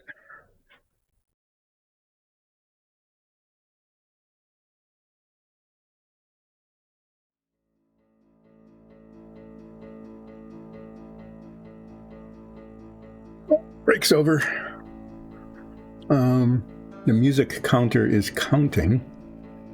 I can't hear it here one way or the other, so I don't know if it's actually playing or not, but at least that's happening. And what are we going to do today now? Not doing bunks. This is... Oh, yeah, right. There. Forgot that the default had changed. I needed to manually adjust which camera is being used. I shouldn't say that there used to be two cameras. Now there's one camera, and the other camera isn't here anymore, which is why you just got a blank screen. It came down. So I'm going to be doing the white touch-up, and while that's drying, I'm going to be doing just filing and shaping, trying to get pieces to fit so that I can cement them in. And for the most part, what we have here is we have tabs on the bottoms of all of these pieces that fit into these slots. And they were made a little too big to begin with, and then with paint on them, especially in the very, very corners there, okay, it tends to build up, and what happens then is, you put these down, and they don't fit all the way down into, you can see like that. It's not much. This side's fitting well, but you can see this side, there's a little gap there.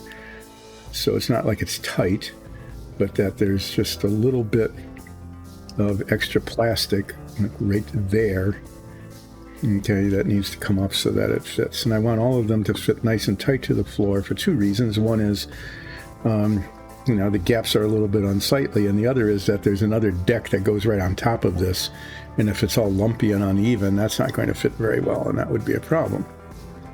I'm going to actually, and I probably should have done this earlier, I was handling all of these painted pieces with a bare hand, gets oil on them, and anyway, I could mess them up. So I'm just going to put a glove on. Not so much that I want to not get paint on my hand, but more that I want to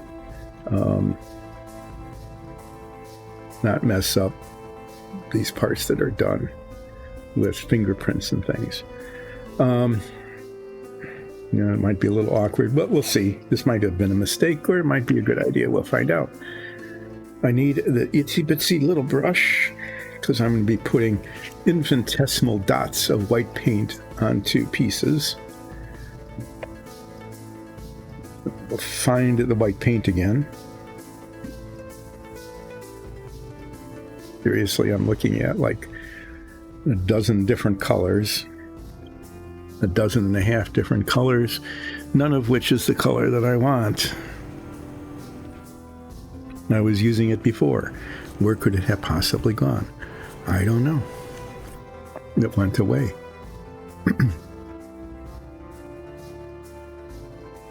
That's what happens when you don't keep your workbench clean. As I have said many times on this stream, this is not a how-to show. It's definitely not a how-to show. Frequently, it is a how not to show.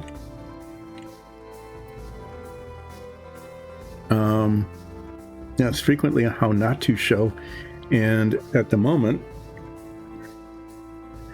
it is definitely how not to, because I'm not getting anything done while I am looking for the dead white paint that is the color of the white stuff here. So, we all get to... I can't get back to work. I can't find the color I want. There's 24 jars and bottles of paint out here, and none of them are the one that I want. Behind, it was behind my authentic classic Dice and Dungeons now water mug, because I'm trying to hydrate.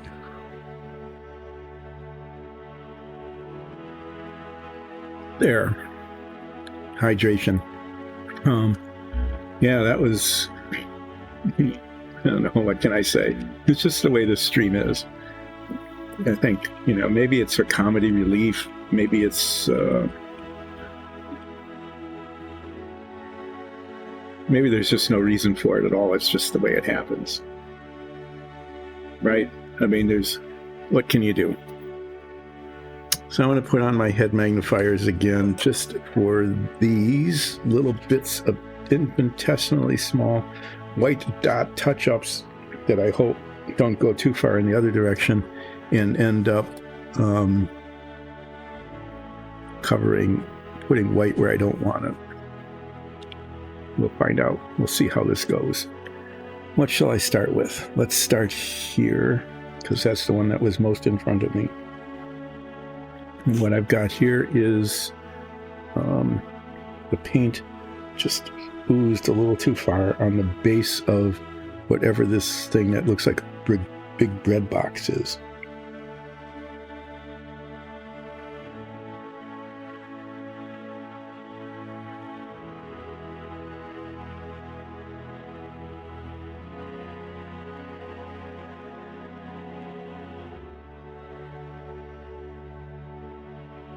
Needed to do exactly what I did. Yay. And then when I did this red line here, it just got too wide. I'm going to try to get white paint down along here in a straight and even line to cover it up a little bit.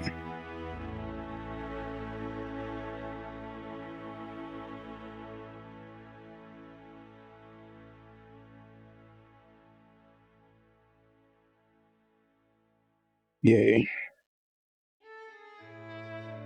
And then here, I know this stuff's so small you probably can't see it. There's a little red that needed to be covered up. Okay, so as I say frequently, the goal of my painting is adequate. Being adequate. And on this particular piece, I have achieved adequacy. What I also will do, this is still kind of scuzzy in the back, is pour out a little more paint than I was planning on, and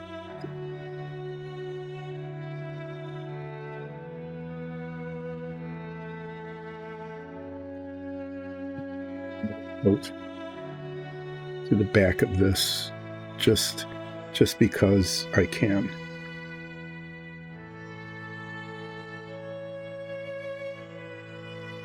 Lay it down. Ugh. I'm going to think this through really poorly. Get this clip back again.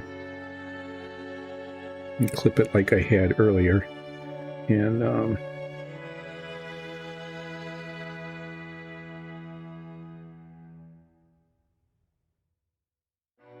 do that.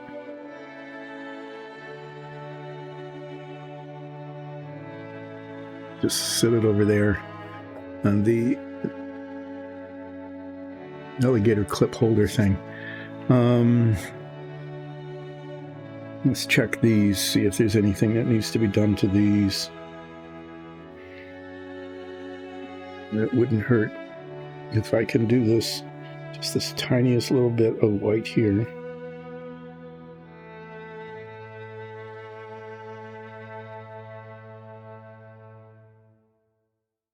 This is a flaw caused by one of those circular mold flaws that I keep cursing. That one's now adequately. And we're going to get this one adequately next.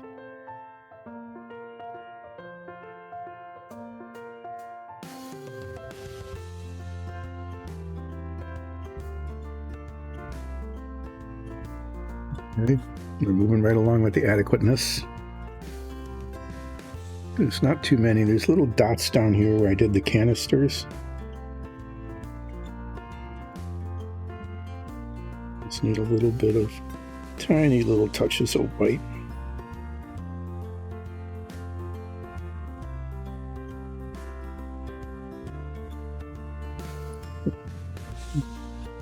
There's some evening up here.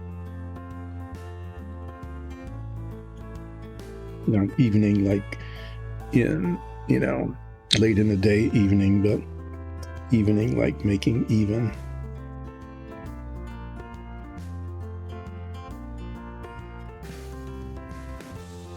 And part of this is just, the old, oh, don't go too far.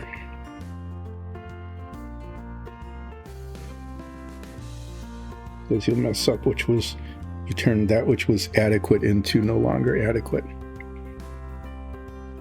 And I've done that before.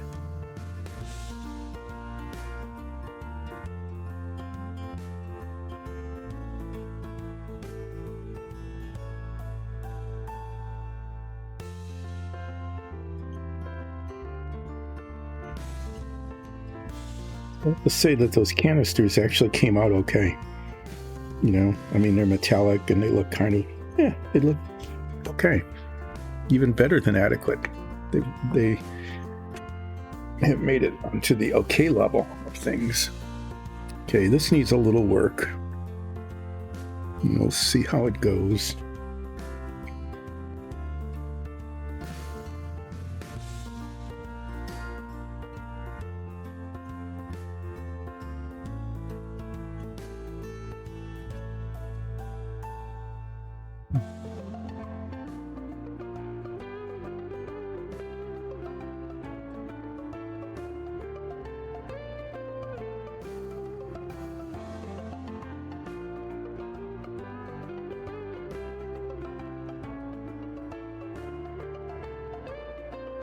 I did this originally when I was in grade school.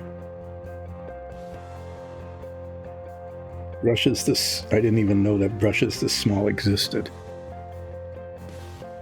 In fact, the painting instructions suggest using a like number 1 brush.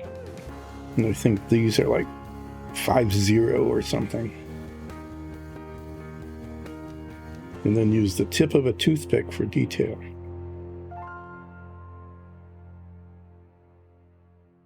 Okay.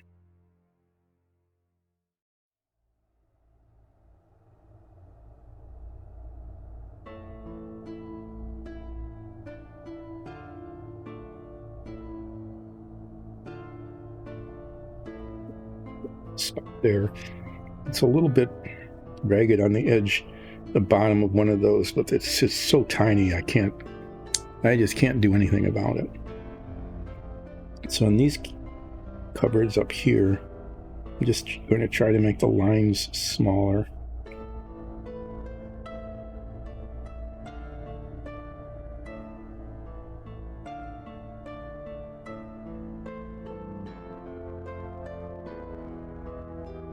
Painting from the inside of the cabinet to the line.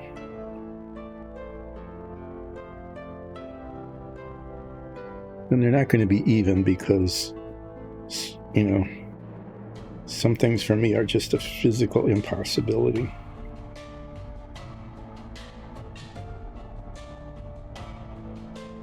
Which is to say, I do not have the steady hand necessary to move from adequate to okay to good at this level of detail. In fact, if it weren't for these head magnifiers, I wouldn't be able to do any of this. So I have to be thankful for those, because I can see what I'm doing, but I can also see all the flaws in what I am doing, so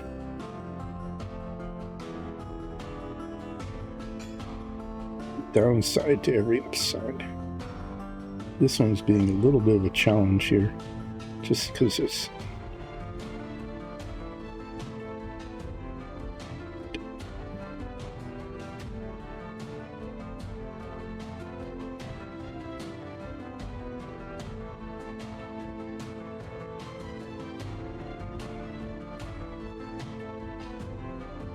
now this is, if I can pull this little touch off here, this tiny little bit, we'll be moving into the adequate territory on the above top cupboards here.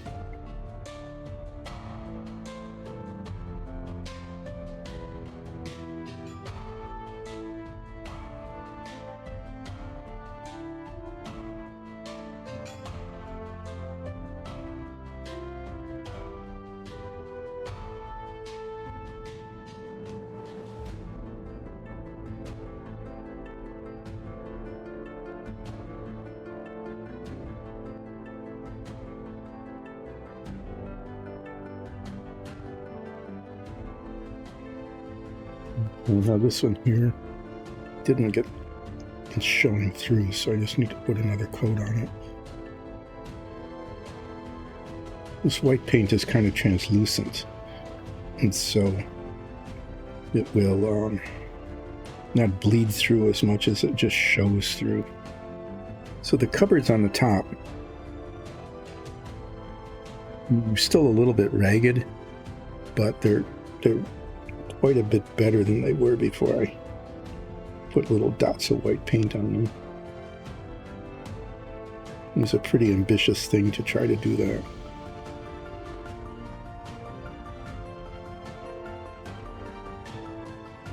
Okay, you know, this has definitely gone to adequate territory. I'm satisfied with the adequacy of that. Okay, let's clean this brush so that I don't ruin it. Take these off. Put them carefully aside somewhere where they're going to fall and get scratched or something.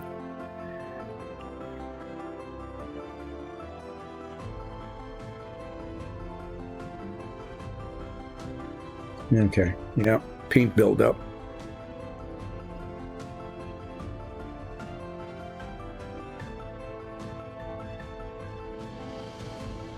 I need to do the isopropyl alcohol bath. Paint builds up on the base of the bristles. It's hard to get that cleaned off. I'm not saying it's hard for you. It's hard for me to get it cleaned off.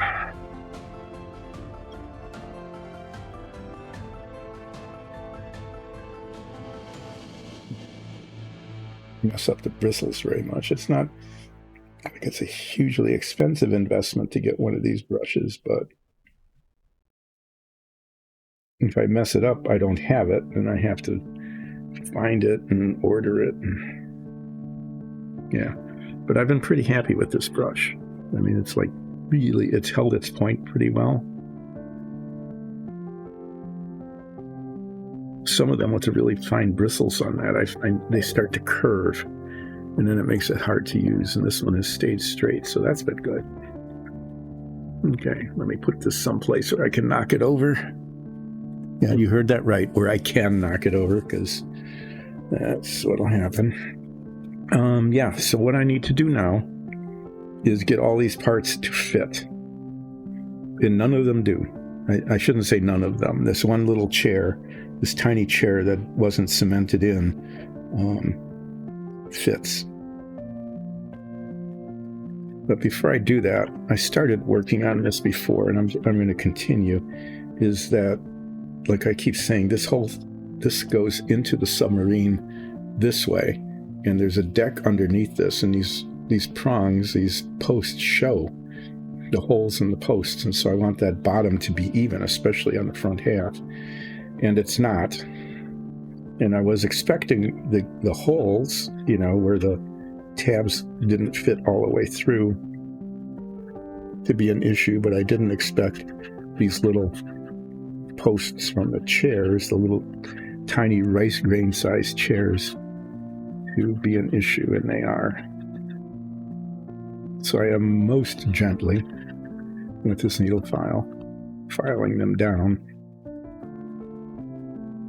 until they are level with the surface there. And I'm going ahead and do this while I'm waiting. Well, it has to be done anyway, so it doesn't matter when I do it. Either now or later, you get to watch it happen.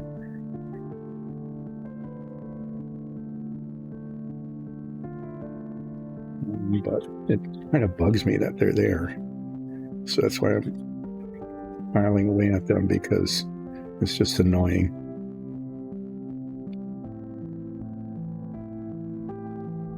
And then I'll work at getting those other parts fit once I get these no longer annoying me.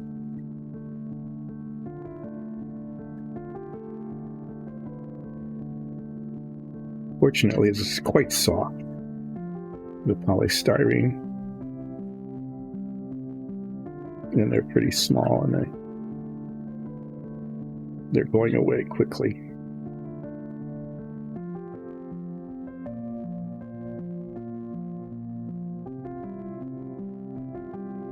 As I'm filing the surface, I can feel whether they are level or not, or at least at, if not below, the surface. There's another one there. Oh, that little chair decided it didn't want to stick either. Okay. So I've got two little chairs that I need to hi.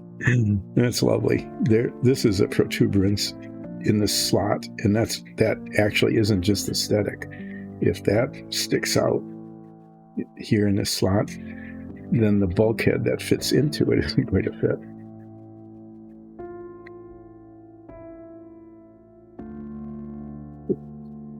City. And another chair fell out. Lovely. Yeah, those are the ones I put in later. So I've got three minuscule little chairs that need to be reinserted into that. Okay, so I need to get these to fit. Let me start with this one. I know that this here, either because of paint buildup on the bottom or because the tab just isn't molded right or whatever, is not fitting as well as it should.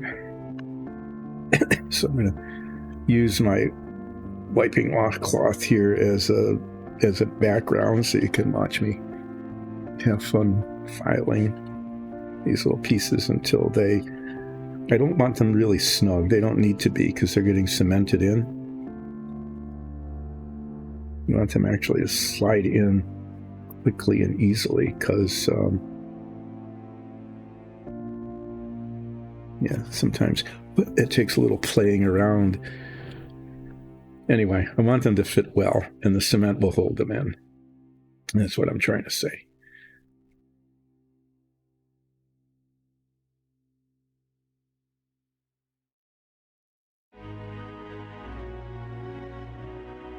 So there's still the tiniest little bit of a gap on this side that I want to not have there.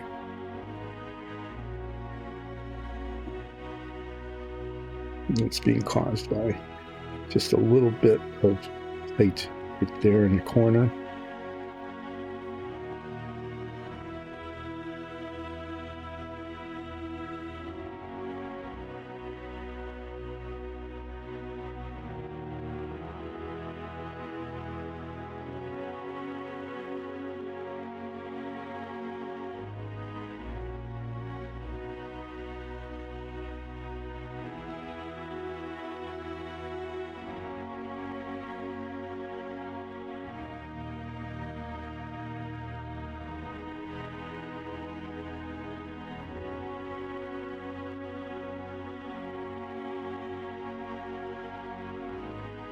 You know, and maybe that's just as good as it's going to get.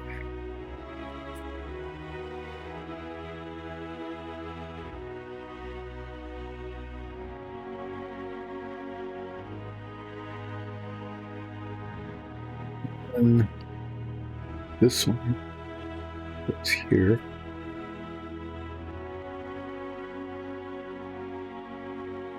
And that just doesn't really fit very well at all.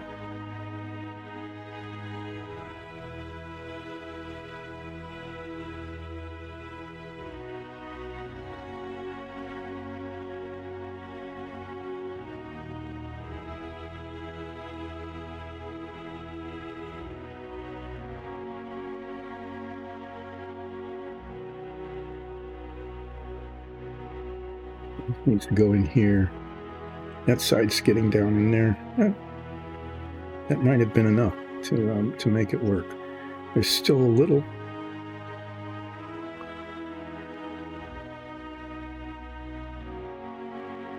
bit right here.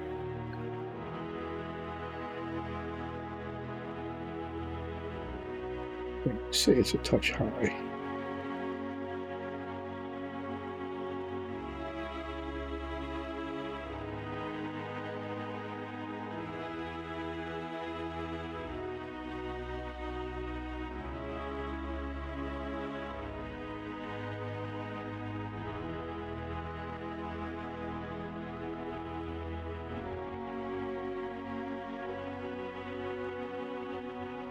Yeah, I can just get too weird about it. These pieces fit together like this. And then you can see right up here where they fit together, there's a gap. You know, and I'm going to cement that from behind so that they hold together in a right angle. Okay. Hold them in place and hold it like that. But I'm going to have to decide then, before I fully assemble this, whether I want to try to fill in that gap and paint over it. And I'm kind of tempted to do that because it's in a pretty obvious place. And I would do that with a little bit of the white plastic putty. Kind of trowel it on there, and then paint it with the whatever it is, light blue or something. So I'm saying these guys are okay now. This one goes here.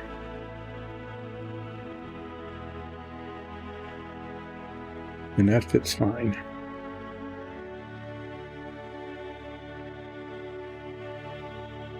And all these pieces now go together.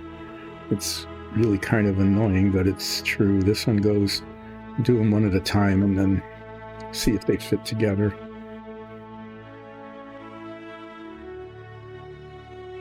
This one is not happy about going into place. I'm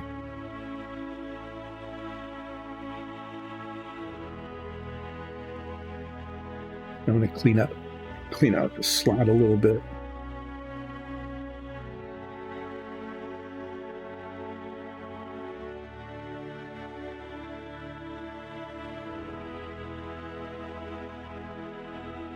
There's just a little bit of paint there, right?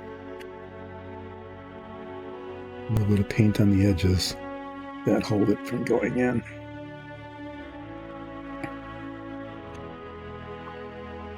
But in this case, it looks like the tab is kind of protruding a little bit.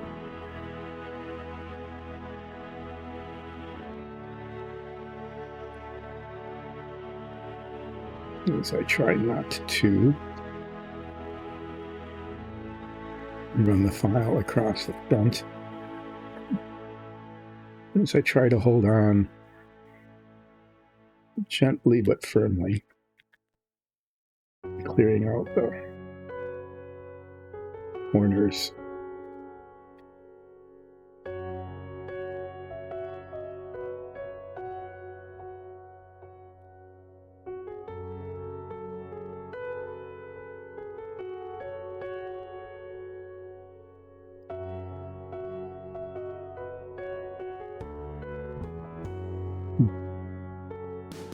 That just really doesn't want to be there. That side's in. Okay, the little tab is going in. The big tab is not wanting to be inserted into the slot.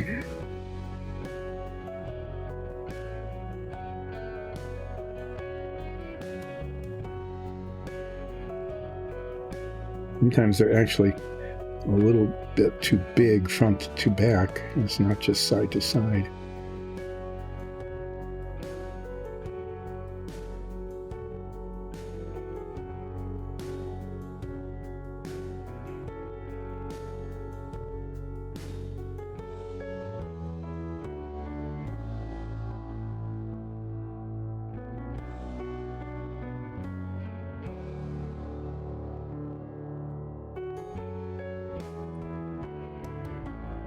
Yeah, I'm filing it from the back because I don't really want the file to slide across the front.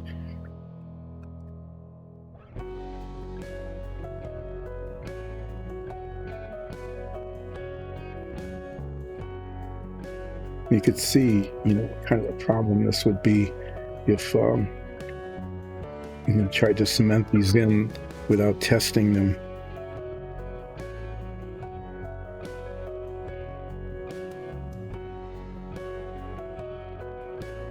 Okay, so what I'm seeing here is that it's the slot and the pegs in the slot aren't in the same place.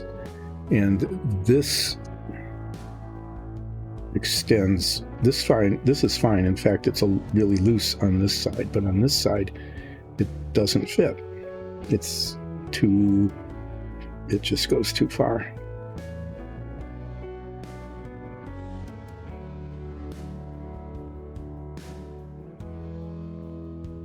This tab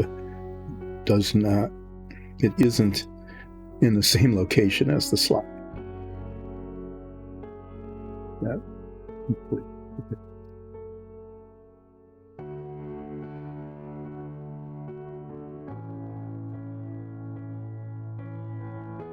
There.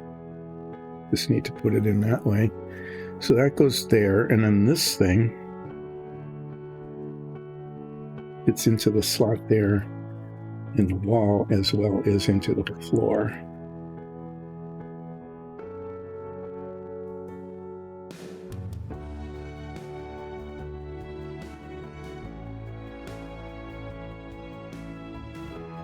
That. Yay. And then these are the doors that are in front of the storeroom.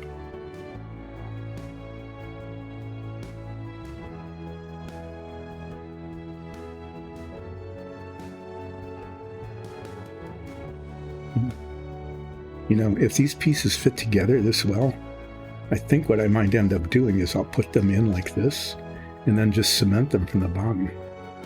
And I don't have to worry about getting cement all over stuff. Okay, so that's actually looking okay. You can look through the doors there into the storeroom. And then there's meat hanging on this wall. And that's going to have to be, I have no clue, somehow or other, another chair came out. Great. We're having a little chair issue here. 4 out of 11. Okay, so this is going, I think, well enough that I can cement that all in from the bottom because it's holding. And it's down pretty good. I can get cement on the bottom and just kind of push it down and together. I don't know if I want to put cement in that little gap or not. I would prefer not to, but I think if it's cemented in well enough, that would hold.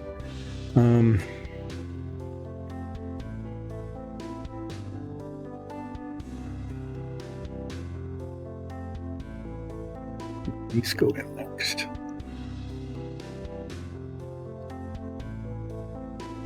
And same thing, that's holding. This one's over here. I'd really like this to work this way. Is to be able to put these in and then hold them in place and cement them from the bottom.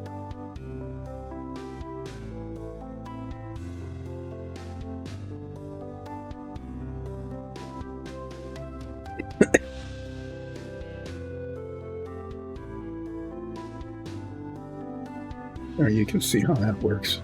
And it was important to paint that wall white because if you look at it from a certain angle, you can see it.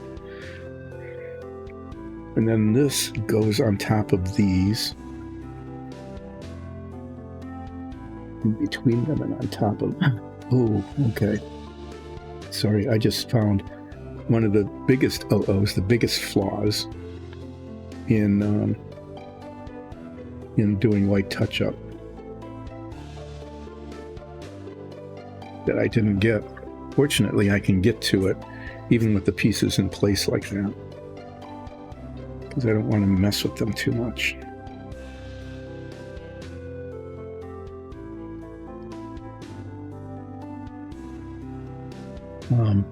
Those were the brush strokes when I was painting the faucet. As I was very carefully getting the paintbrush in there, I very uncarefully bumped it against the countertop.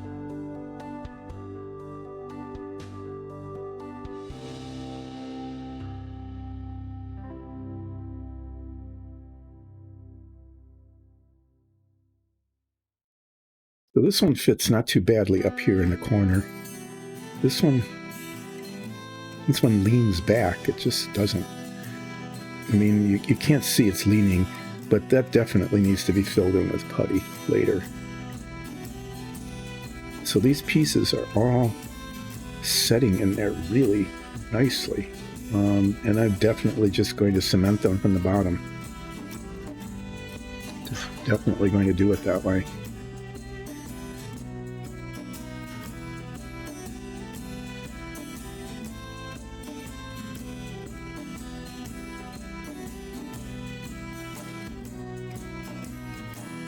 I was going to do this first, these guys first, but I'm not going to now. I'm going to do those last because the rest of these are fitting pretty well. And this looks like it's, I don't know what to do about this. It just, modifying that so that it would fit better is just going to be very hard to do.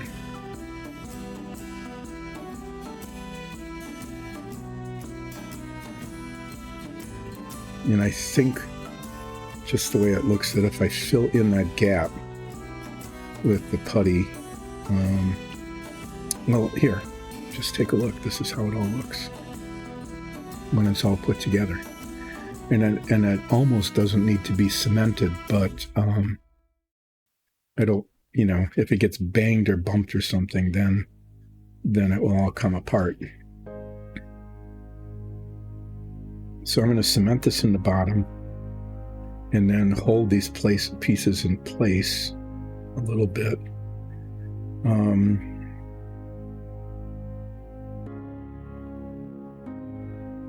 Just to make sure that they're held in place.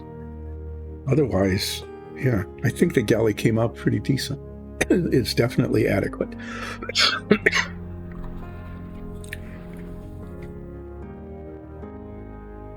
And then, just like filling in the gaps. Now, that will be a little challenging, but not impossible.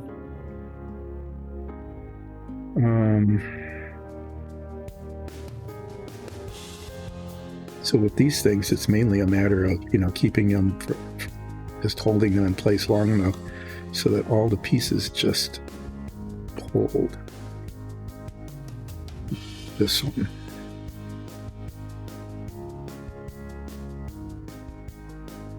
I'm going to put that one in later. What I need to do, get the tweezers here, wherever they are. Well, they didn't get put away. That's not helpful.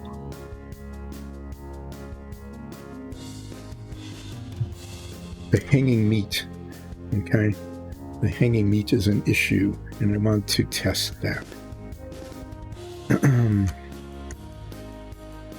And there's no way to do that by hand. Be right back.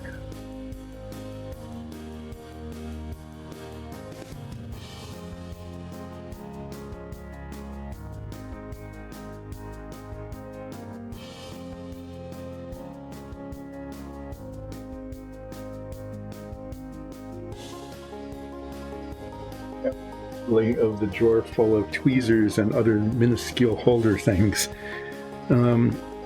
So as you're looking down at this, there's these little prongs there. And the hanging meat, which I will hold by this little tab, somehow or other needs to go. I'm glad I'm testing this. It doesn't fit. Okay, little rice grain. I need to rotate it here. Little chairs, you need to move.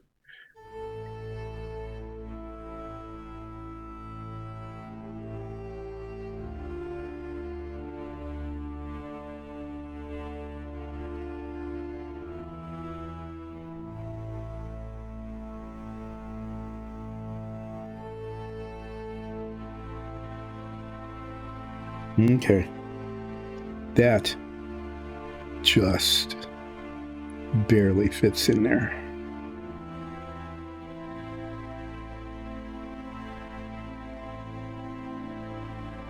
That actually does.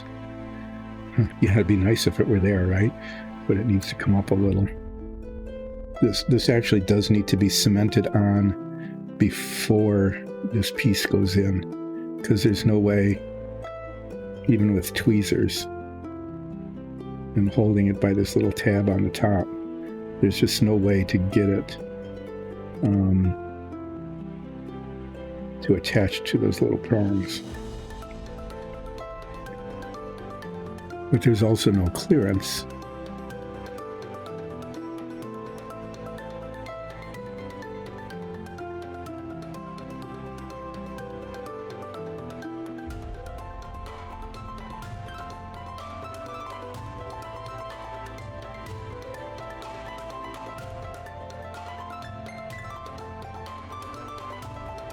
So the way this is going to work is this is going to be attached to these little prongs.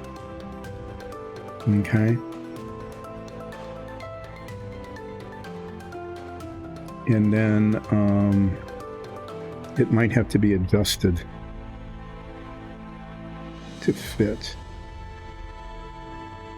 So I'm going to try to do this. This is there's another chair that wants to come loose. Okay.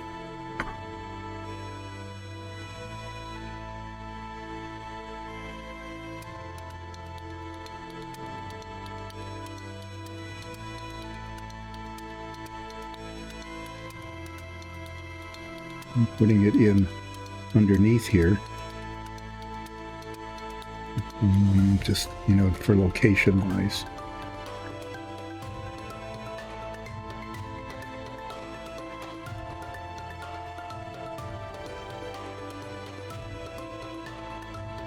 Try to get an idea of where it needs to go.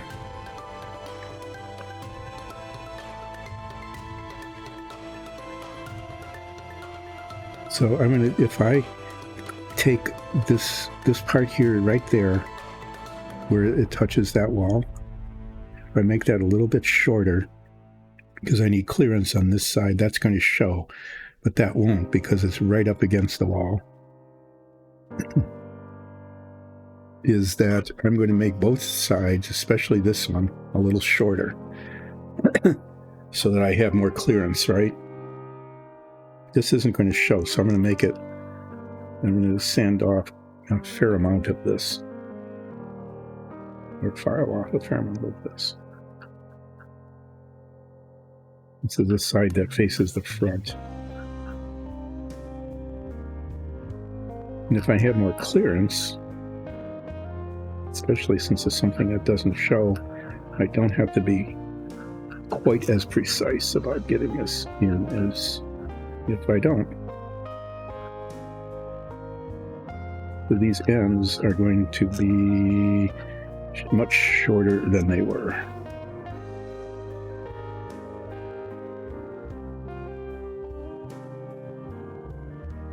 So everything's fitting pretty nicely, but except for the meat.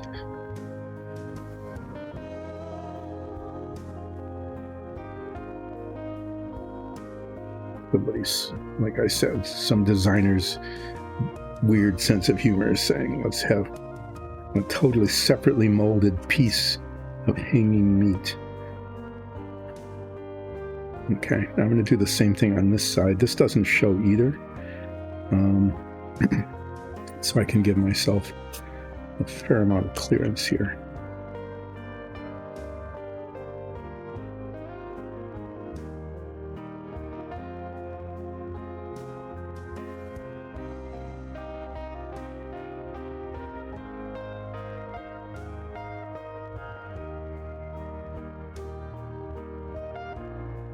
And then if I can get myself enough clearance, I can use the center piece here and the pegs there as guidelines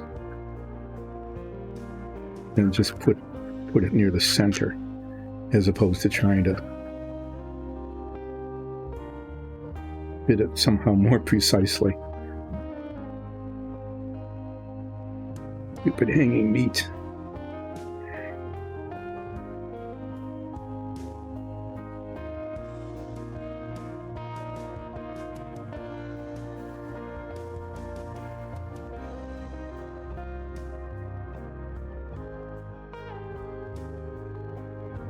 Okay, well, I hope the music's playing. Yeah, we need to do a second half flip, don't we? Well, let me play with this again just to see if I've got this so that it'll work. Let's knock these little chairs around so that I lose them. That would be good. Okay, let's see how this fits now. I'm just going to drop it down underneath there again.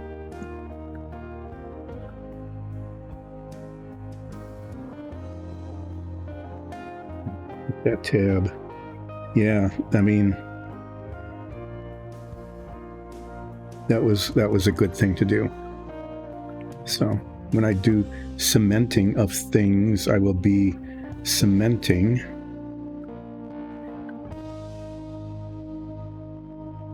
the meat. I need to get some paint off the back though. It's just attached to these tiny little points.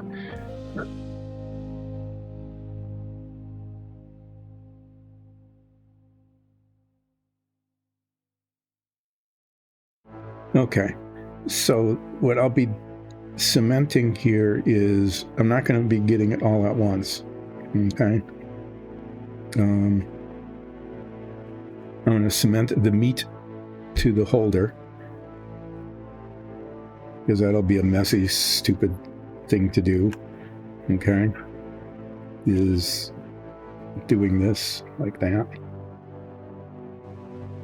and then holding it in place for a few seconds, and it's supposed to be at exactly the same level as the other meat. Yeah, well, maybe that'll happen. Maybe it won't. And we'll hold that. That'll be fun. I'm going to put these chairs back in because those have to go in, and I'm going to need the tweezers to do that because they need to go in. Yeah, none of these just aren't. It's just not working. Okay, those 5 chairs need to go into those little holes and held in place. And then this entire thing here, after I get those little bits in, I'm going to do the chairs last. So I'm going to attach the meat, because that's a pain in the butt. Then I'm going to turn this over and cement all of these pieces in from the bottom.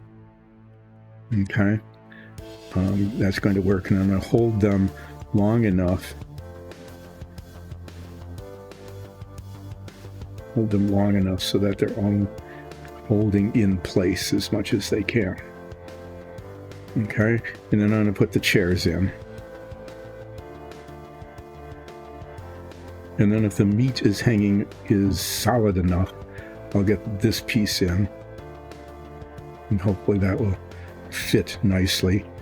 Turn it over and cement that in from the bottom.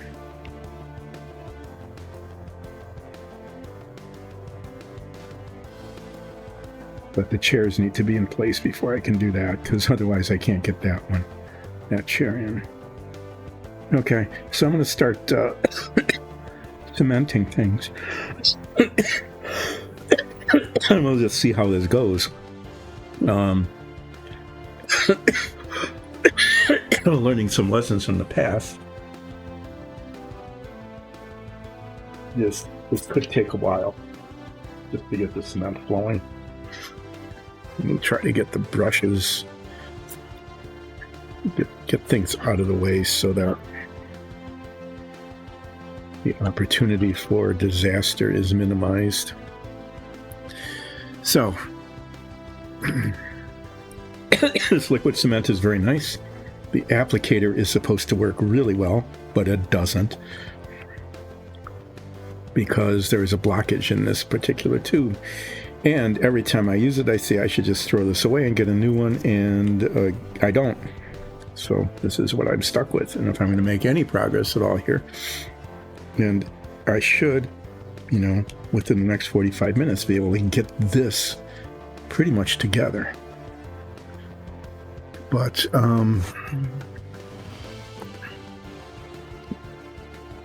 this is just a real problem. So I get out the pin, the drill.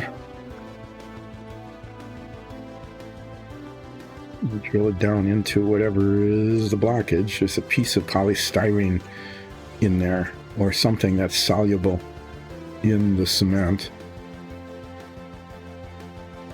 And it dissolves and hardens back and forth. Actually, I think, and the drill is going off center, of course, so that I'm drilling into the side of this thing rather than straight down. Anyway, yeah.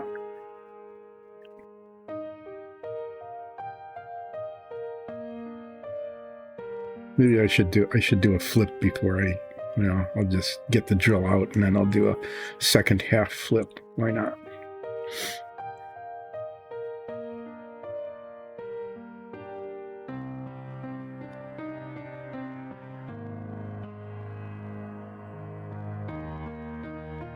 Let me just set this completely aside so I can flip something without flipping into it. I'm going to do that. I'm going to balance it precariously on the top of a bunch of paint bottles so that maybe it'll fall over and I'll lose those little chairs. That's something I want to do. I'm going to flip the the cap to this offensive bottle of liquid cement. And the thing about this is that you can't really tell how it lands, but it's flipping. There we go. Take this down and move it from where it's precarious to where I can drop stuff into it or dribble cement on it or something. Yep, we're going to do our best to show you how not to do things. Yeah, I didn't get into the cement. This isn't getting better. I'd be very disappointed if I got this far along and then wasn't able to get anywhere at all because I can't get cement out of the cement applicator. That would be pretty annoying, wouldn't it? And let's hit something hard.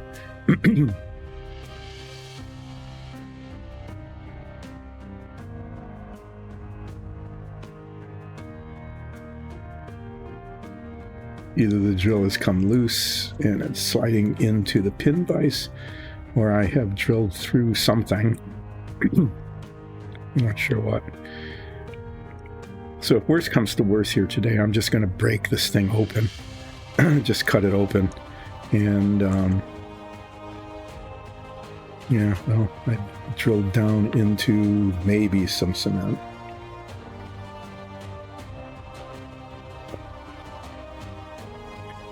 So if I get the cement to come out here, that would be wonderful. I'm not glue sniffing. I have to keep reminding you of that. It's just if if I can't smell it, I know it's not open.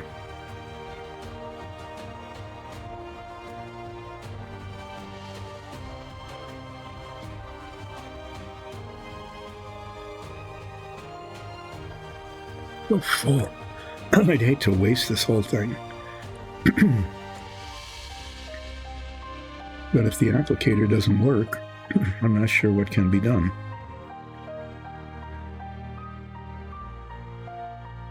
Drilled down pretty far into it.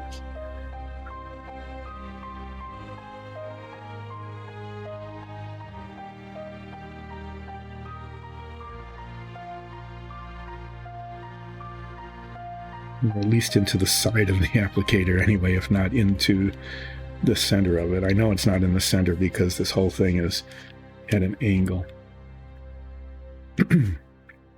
It's like I'm drilling into it that way. I'm picking up black plastic. But the lovely aroma of bottle cement is wafting through the air here.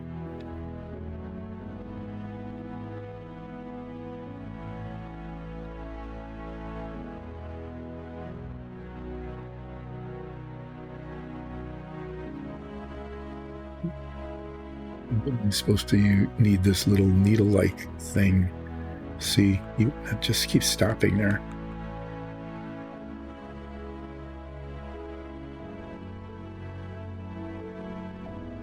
It would be nice to be able to get these things cemented in sometime in the not too distant future. But I definitely need to. I need to. Need to invest in a new one because this is not acceptable in terms of your time and mine, if nothing else.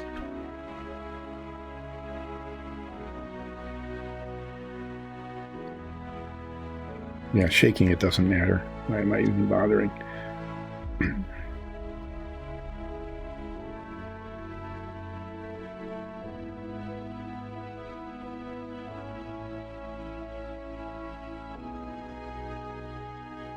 Okay, it's simply not going to work. So what I'm going to do is, this might become unusable after today, but at least maybe I can get something done, is I'm just going to cut this way off. You know, it's supposed to be this micro point thing, which really is nice. I mean, it's small enough that you can get cement into these tiny little holes, but if you can't get cement out of it, It's really kind of pointless, isn't it? So I'm just going to cut it off and see if I can't get something to come out. And then try to remember to order a new one.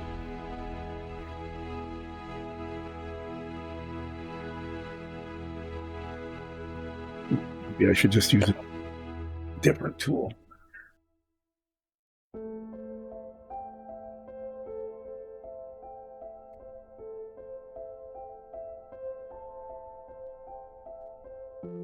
But here's the issue.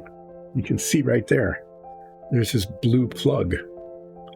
This is blue plug in the applicator.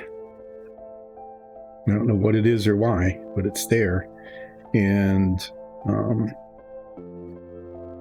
I thought, when I initially used this, I thought I had succeeded in drilling it out, but it seems to be made of something that dissolves in the cement.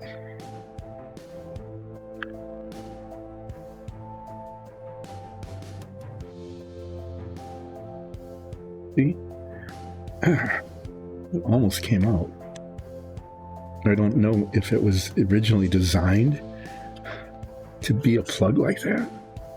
I don't know. Maybe I can get a pliers and pull it.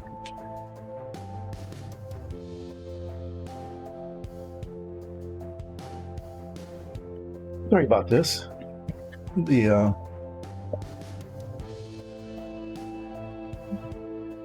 Weirdly enough, that one of the most difficult parts of this submarine has been this mysterious blue plug in the cement applicator.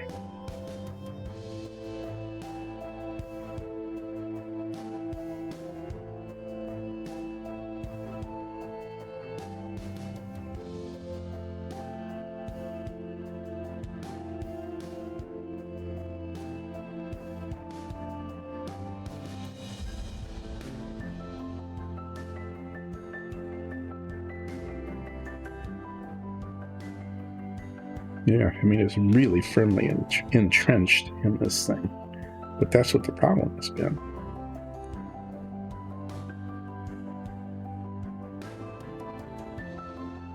Maybe it's there to keep it from evaporating. I don't know. But what it is doing is it's keeping it from flowing. This whole thing's getting chewed up pretty well, isn't it? Yeah, quite a mess. Through the edges. Can I get anything? Yeah. Okay. Well, it's not coming out the way it's supposed to come out, or where it's supposed to come out, but I am getting it to come out through this incredibly, horribly mangled tip.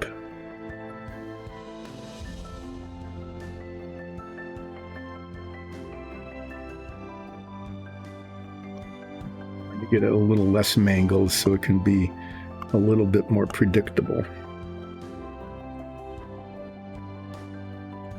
But yeah, there was this, when I first got this, I had to break the thing open, and I found this blue plug, and it's just not, it just makes it not work. Okay, well, let's see what we can do here. I'm going to cautiously apply a tiny bit of cement to the tips of these little prongs, because that whole thing, that's it. That's the contact point for the meat. And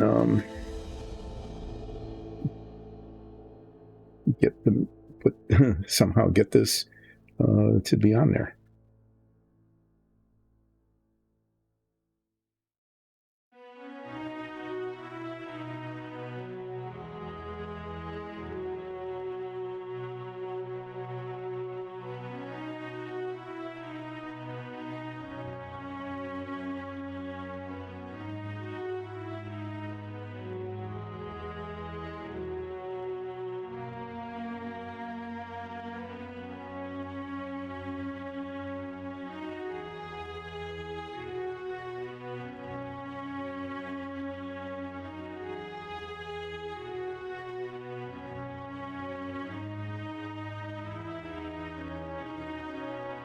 Hold in place for 2 minutes. It's always the instruction.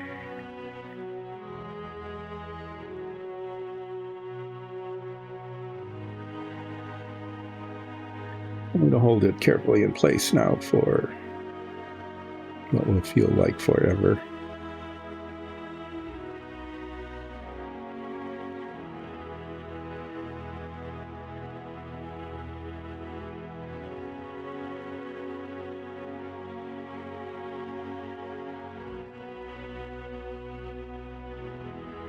You can see what happens is the meat actually, extends away from the wall, which is the point, I guess, of hanging it like this so that you can see it through the door.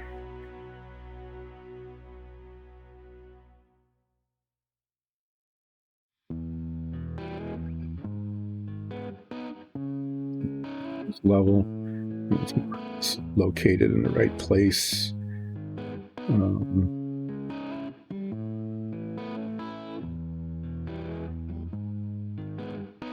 Yes, that will do.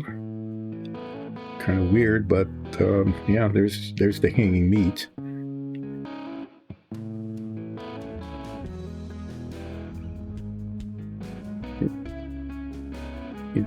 We'll do this because definitely want to get this out of the way first. While the cement is still tacky, one has the opportunity to make adjustments. Let's see if it fits.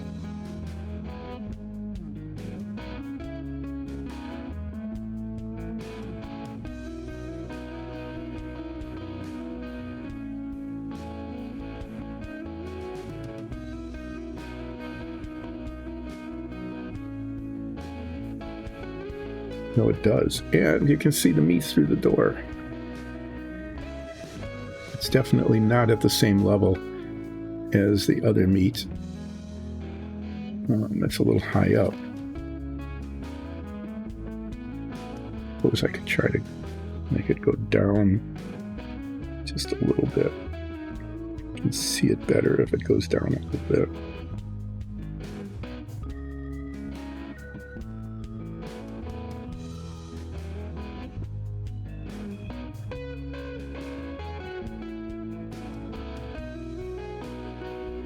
Carefully position your items while the cement is still tacky.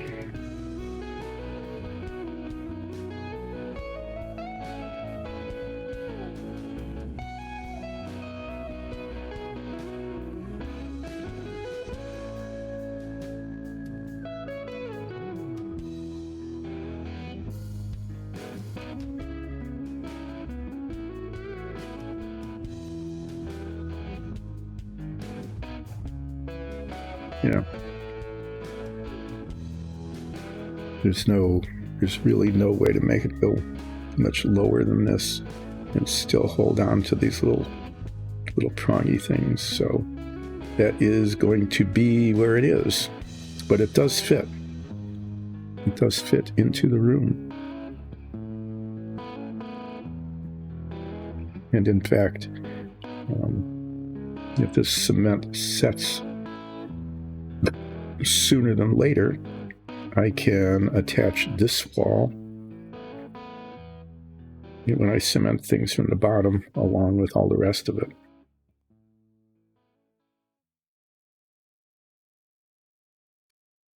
Really like there's a little bit of a shim because I want to lay this down like this. I want a little bit of a shim under the meat to keep its separation so it doesn't fall up against the wall.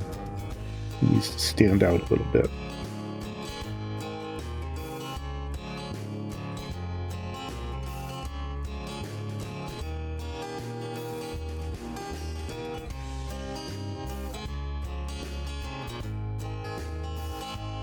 This is just, what can I say? It's either really silly or it'll make all the difference in the world in the appearance of the galley.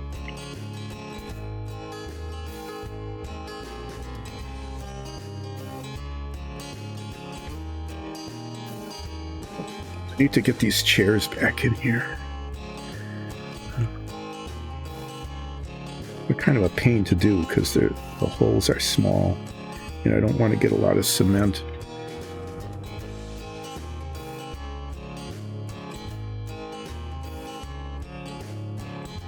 I get a lot of cement onto the surface.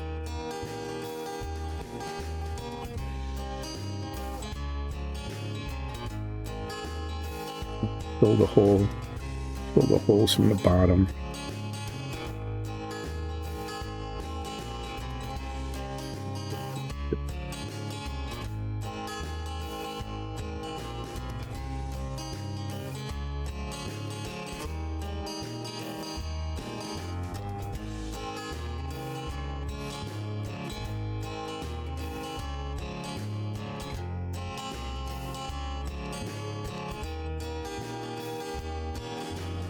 Hopefully I'm getting enough in there. Put the chairs in place once I set them again. And once they're in and they're kind of holding, I can cement them in from the bottom, like I'm planning to with this whole thing. But they need to stick well enough to at least get to that point.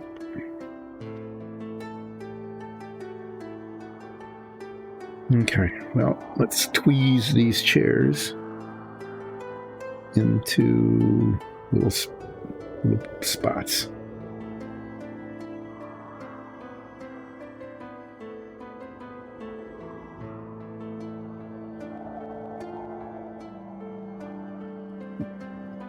Keep bumping. Let's put that right there. I'll be bumping into it all the time.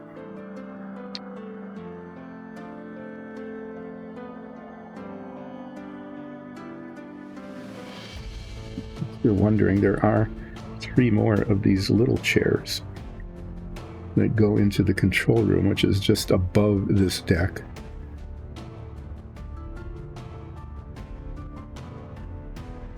And then there are 3 slightly larger chairs. They're shaped the same, but they're a little bit bigger, that also go into the control room.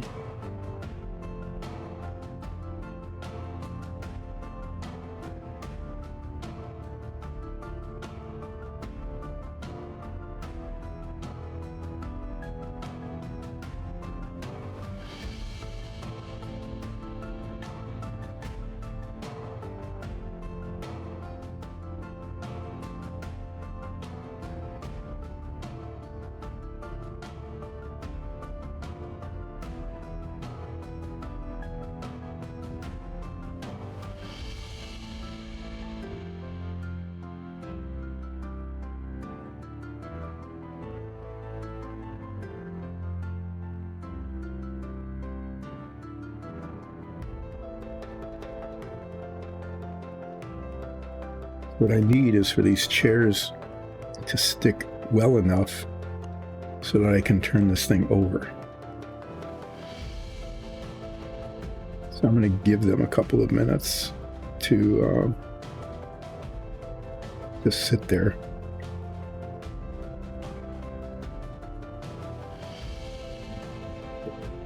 Which is good.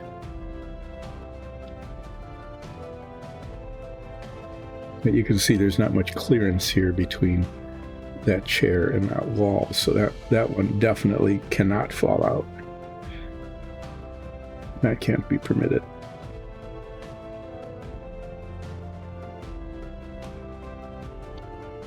All the rest of this is holding pretty well, so I can cement it all from the bottom, which is a much better way of doing this than putting it in and setting them in.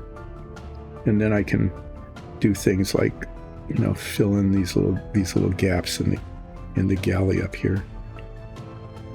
If those, we'll see it. I think those will, you can look around, you can see that they'll show.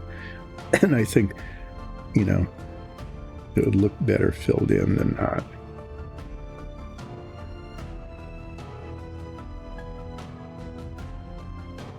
Okay. What's this doing? This is doing okay. I'm going to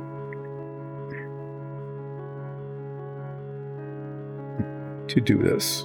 I'm going to turn this over,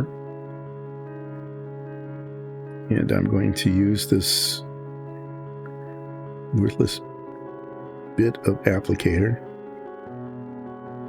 and I'm going to cement these in from the bottom.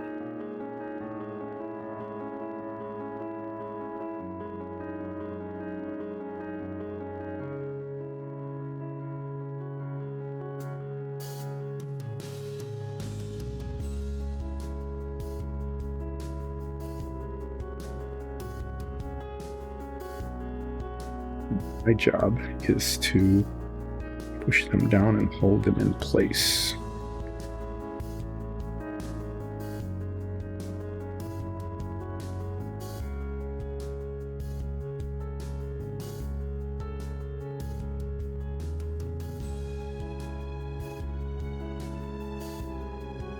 A little bit of shiny cement came through there. What would be really nice, it's just this gap between the wall where the is. If I'm really careful, I will take a little bit of the tan paint, because it's right up in front, the color that's used for the floor.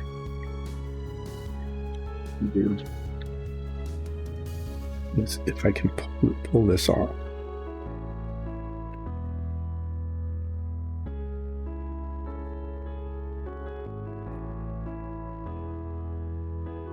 A bit of cement that snuck through. Pull off, and then I'm going to make an effort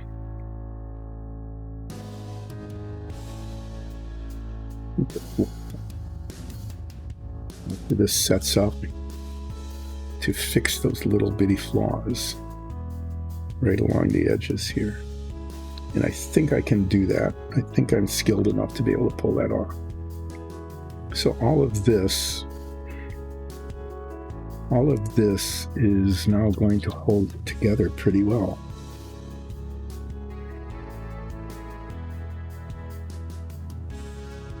Chairs are staying in place. This is where it needs to be. These can't go together any more than they are. They're as tight as they're going to get. Little touches. I'm touching the bottom. It's really dumb. I actually can set this down because there's these ridges here underneath.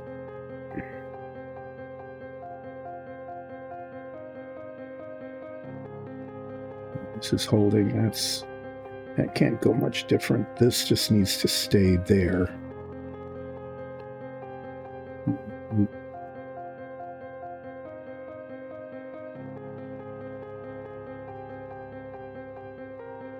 Yep, just some tiny touches of floor color right up against the edge.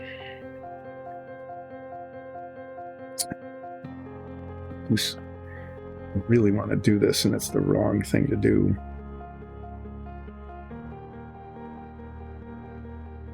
I think I'm going to try it anyway. This is a taking a chance kind of thing here.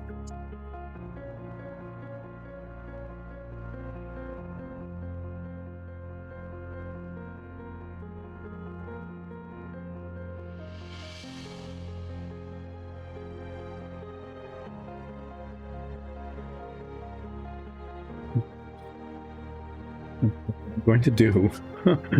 Yeah, this is really dumb, but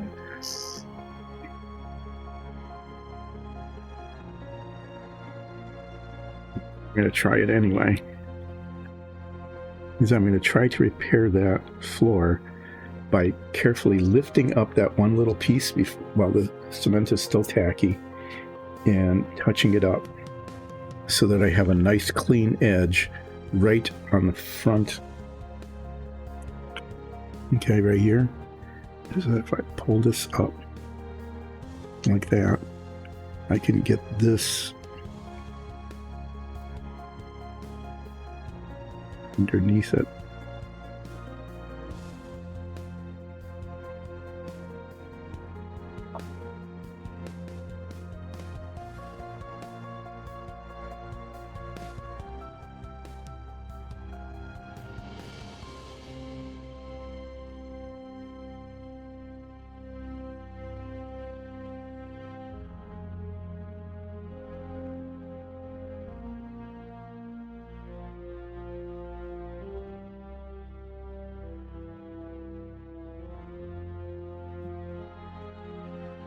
so well on one side and then I messed up on the other.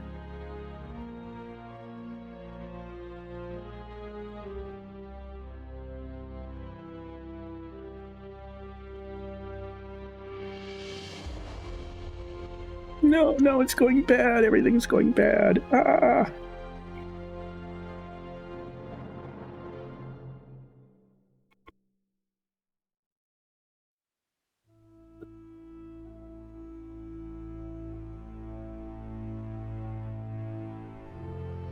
It worked on this side. Not too bad. But it didn't work on the other side.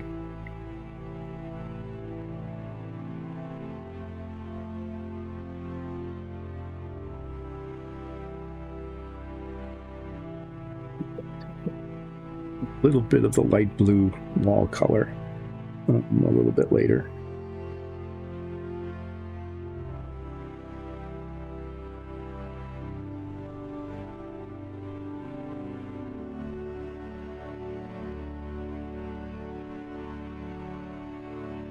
I'm just going to do that.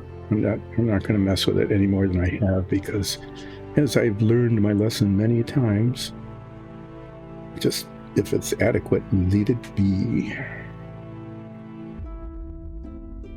No, it was worth a try, and a modest little failure. Tiny little bit of a failure. But a minor oops, not a major oops. This needs to be held against there. So what I'm going to do, since the rest of this is in pretty good shape, is I'm going to use a little bit of tape to just hold these pieces together here.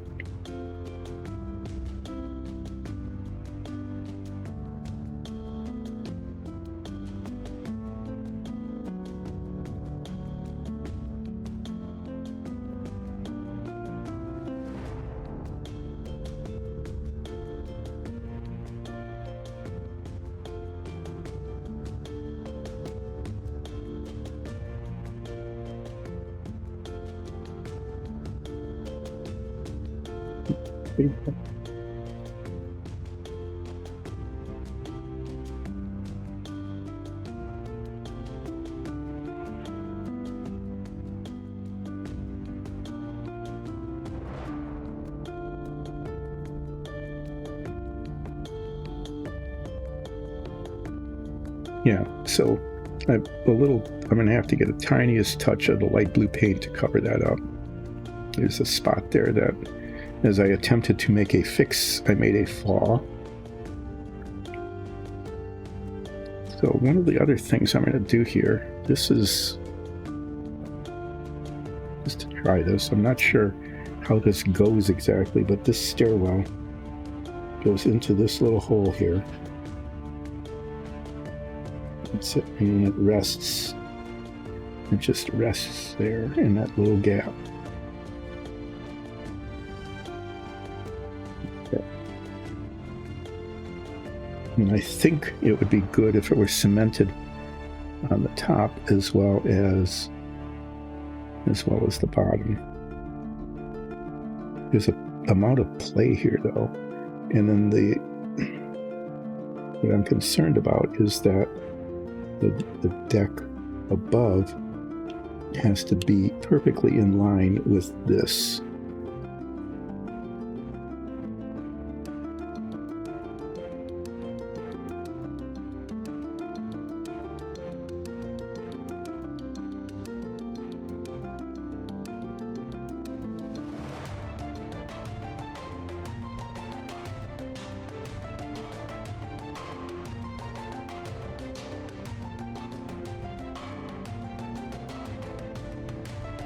Because there's like a 1/8 of an inch of play there, I have to wait on installing this little staircase until later. And I need to have the cement set because I need to file that down a little bit on top and bottom. so that the cement will actually adhere and not just dissolve paint. So that's going to have to wait. This other one's supposed to be the same, but it doesn't seem to fit in the hole as well. Oh, there it is. Yeah, if I get it aimed right. So that staircase goes there. These are all in good shape. That repair went okay. And then there's just these two pieces that need to go in. How am I doing? I've got 10 minutes left. I can get this staircase in even if those walls are in place. So I'm going to do that. Since I had some success already, I'm going to put these in place.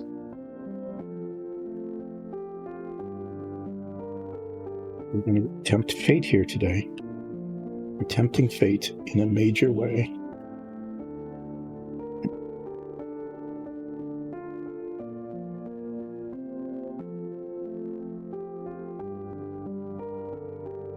Right? Those are there. And I'm going to do the same thing I did before, which is to cement them in from the bottom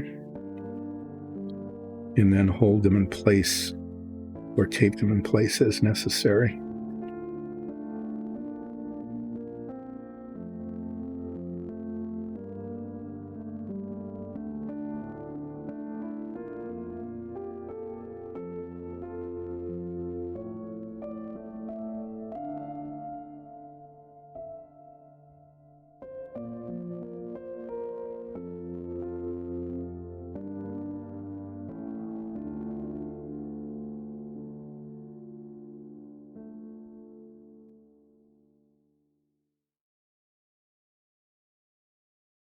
That corner to be tight there. So what I'm going to do is, like I did here, is I'm going to put a little piece of tape on that just to hold it.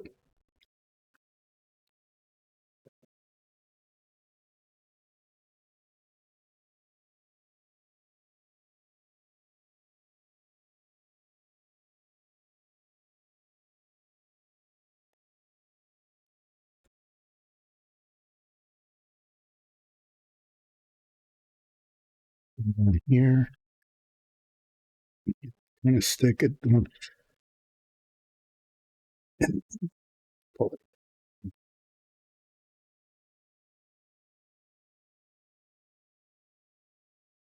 And this is another one of those bits where the crack shows and it doesn't get any smaller than that. I mean, no matter how much I squeeze these together, it is that. So this is going to set up, and then I will probably fill that in with the plastic putty and touch it up with the paint, the light blue paint. And I need to touch that little spot up at the same time, but there. So I'm going to be using the, you can't see that gap from the outside. There's no way to see that. But these show here. And I think I can fill those in with the white and maybe sand it down just a little bit or file it and paint it so it won't show very much at all. And the same thing here. I'm not going to mess around with that until until the cement sets. Okay, so except for the staircase, which I showed you goes right up here, which I need to install later. I'm just going to show this to you. This is the mess hall, galley, little sleeping quarters, some sort of meeting room, it looks like. Of the mess and the mess deck. And a little, I think the cabinets with the red trim kind of look kind of cool. Yeah. So as much detail as this model allows, and as much detail as my painting skill permits, This is pretty much complete. And there's some little touch up that needs to be done, little dark gray along here where the cutaway is cut away. But for the most part, we actually have progress. We actually have a mess deck that is like 95, at least 95% complete, maybe a little more. What needs to be done is I need to clean up the bottom by, filing down a couple of things and then filling in the holes and then painting it. The colors of the rooms below. This is just a ballast tank, so that's going to be painted gray. This is the bunk room, so that's going to be painted this light blue color. Okay.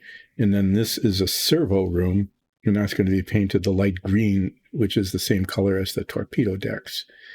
And then, fill those in, those little cracks, and paint those over, hopefully without, hopefully making it better and not worse. That's the hope anyway. This tape isn't pulling tight enough.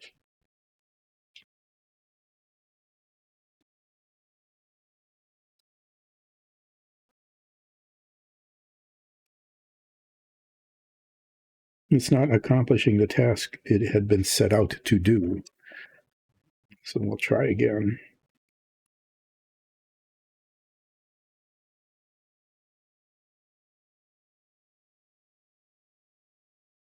It's better. I'm just going to look at it for alignments. Make sure it's pushed down into the floor. Only one little disaster there that I think I can touch up pretty easily.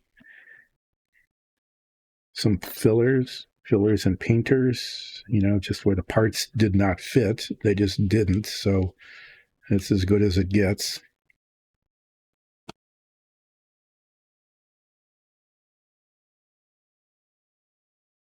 Yeah, there it is. For better or worse, there is your mess hall, bunk area, meeting room. Yeah, thing. And then this will slide into the hull of the submarine. And next Wednesday, probably after I do these, fillers and touches up and things, I might even try to do the fillers, the fillers here where it needs to be filled in. I'll probably try to do that before next week, Wednesday, so that I can do the final touch up. And then there's little spots on the floor here and yonder, and just little things like that where somehow or other something happened that shouldn't have. And a paintbrush that needs to be cleaned. So, it'll be little things like this.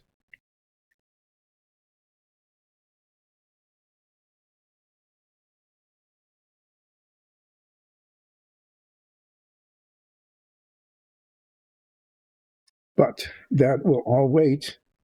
Most of it will wait until next week. So, yeah, I think maybe, on Friday, I might take a couple of minutes to put the filler in on these spots so that it can dry and I can either file or sand it down if necessary. If I can't get it nice and smooth and even, when I apply it, at least I'll be able to take care of that next week, Wednesday. So on Submarine Wednesday of next week, there's a couple things I can do. What is it? Just two? Yeah. So on Submarine Wednesday of next week, I will very likely try to assemble this. And that's going to be really touchy because these bulkheads are supposed to, well, no. I have to, file this down, fill it in, even it out. There's a lot of little dinky things yet to be done. So I'm going to do that in little bits of stages. And then I'll be starting to find the pieces for the control room, which is another one of those hunts through the box, trying to find tiny little pieces, some of which are not going to be good. I know already that there are a couple of control panels that were molded so badly that they're unusable, and you'll see that. And then I'll rummage through the other box, maybe even two, to find the pieces I need. But as far as this goes, there's still a lot of little dinky stuff that needs to be done. Like I need to finish off the bottom of this because you can see it from underneath when you look at it. Smooth it out, fill in the holes, sand it down, paint it 3 different colors to match the decks below. Attach one of these stairways here. That'll be pretty straightforward, but it needs to match the deck above it. So I can't really do that till I get the deck above it. And see how that fits. And then I've got this guy. You might remember this. This is the forward torpedo room bulkhead. And I was starting to get the dials done. I had a technique that was actually working for that. But I needed a smaller nail head in order to get the dials in here in these places. So I'm going to get those dials done, and then the rest of it needs to be painted light green somehow. I will need to get the paint in between all of these little bits and pieces without messing it up. So that'll be a real tedious little thing of tiny little bits of green paint all around. But then I'll have a pretty nicely detailed forward torpedo room bulkhead, and I'll be able to install that then.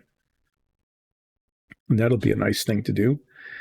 I'll need to remember to paint this is the outside of it. That needs to be painted the dark gray because that's the cutaway part. And I might, anyway, there's a lot of little dinking back and forth in colors. And this fits into the hull of the submarine, and the inside hull of the submarine needs to be painted the wall colors to match before this goes terribly much further. All right. So that was the accomplishment today of relaxing painting with Dyson Dungeons, and it actually looks like something happened. It has been quite a long time before we'd seen something actually happen on relaxing painting with Dyson Dungeons Submarine Wednesday, and today it has. And there's, I have to mess around with this probably for yet another hour before it's ready to go. And then very delicately get the bulkheads in underneath and insert this into the bulkheads and make sure it aligns with the slots in the hull. Oh yeah, and somehow this will be fun just to show you. I have to show you. So this staircase goes here, right?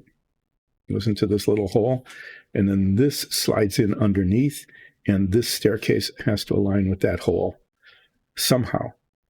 I have to get all of that done while the cement is bubbling around, and these pieces are put together with these bulkheads, and fits in with the hull. I think this is just insidious. It's like, you've got to be kidding. This staircase has to go here. You had to put one here, and it has to match with that somehow when all these pieces are together. I'm hoping I can get a tweezers in there to hold that up and hold it long enough for whatever that tiny little bit of cement is on the bottom. Anyway, hate staircases. Thank you. We got some stuff done today. There is now a mess deck that is 90% complete, maybe even a little bit further. Thanks for watching. If you are a follower, thank you so much. If you can become a subscriber, thank you very, very much. If you want to go to patreon.com/diceanddungeons and become a patron, then you get an extremely great thanks. Join us for Relaxing Painting with Dice and Dungeons again on Friday, where I will be attempting to do speed paints for the very first time. And I don't know. We'll see how it goes. Thanks again. See you at more or less 10 on Friday.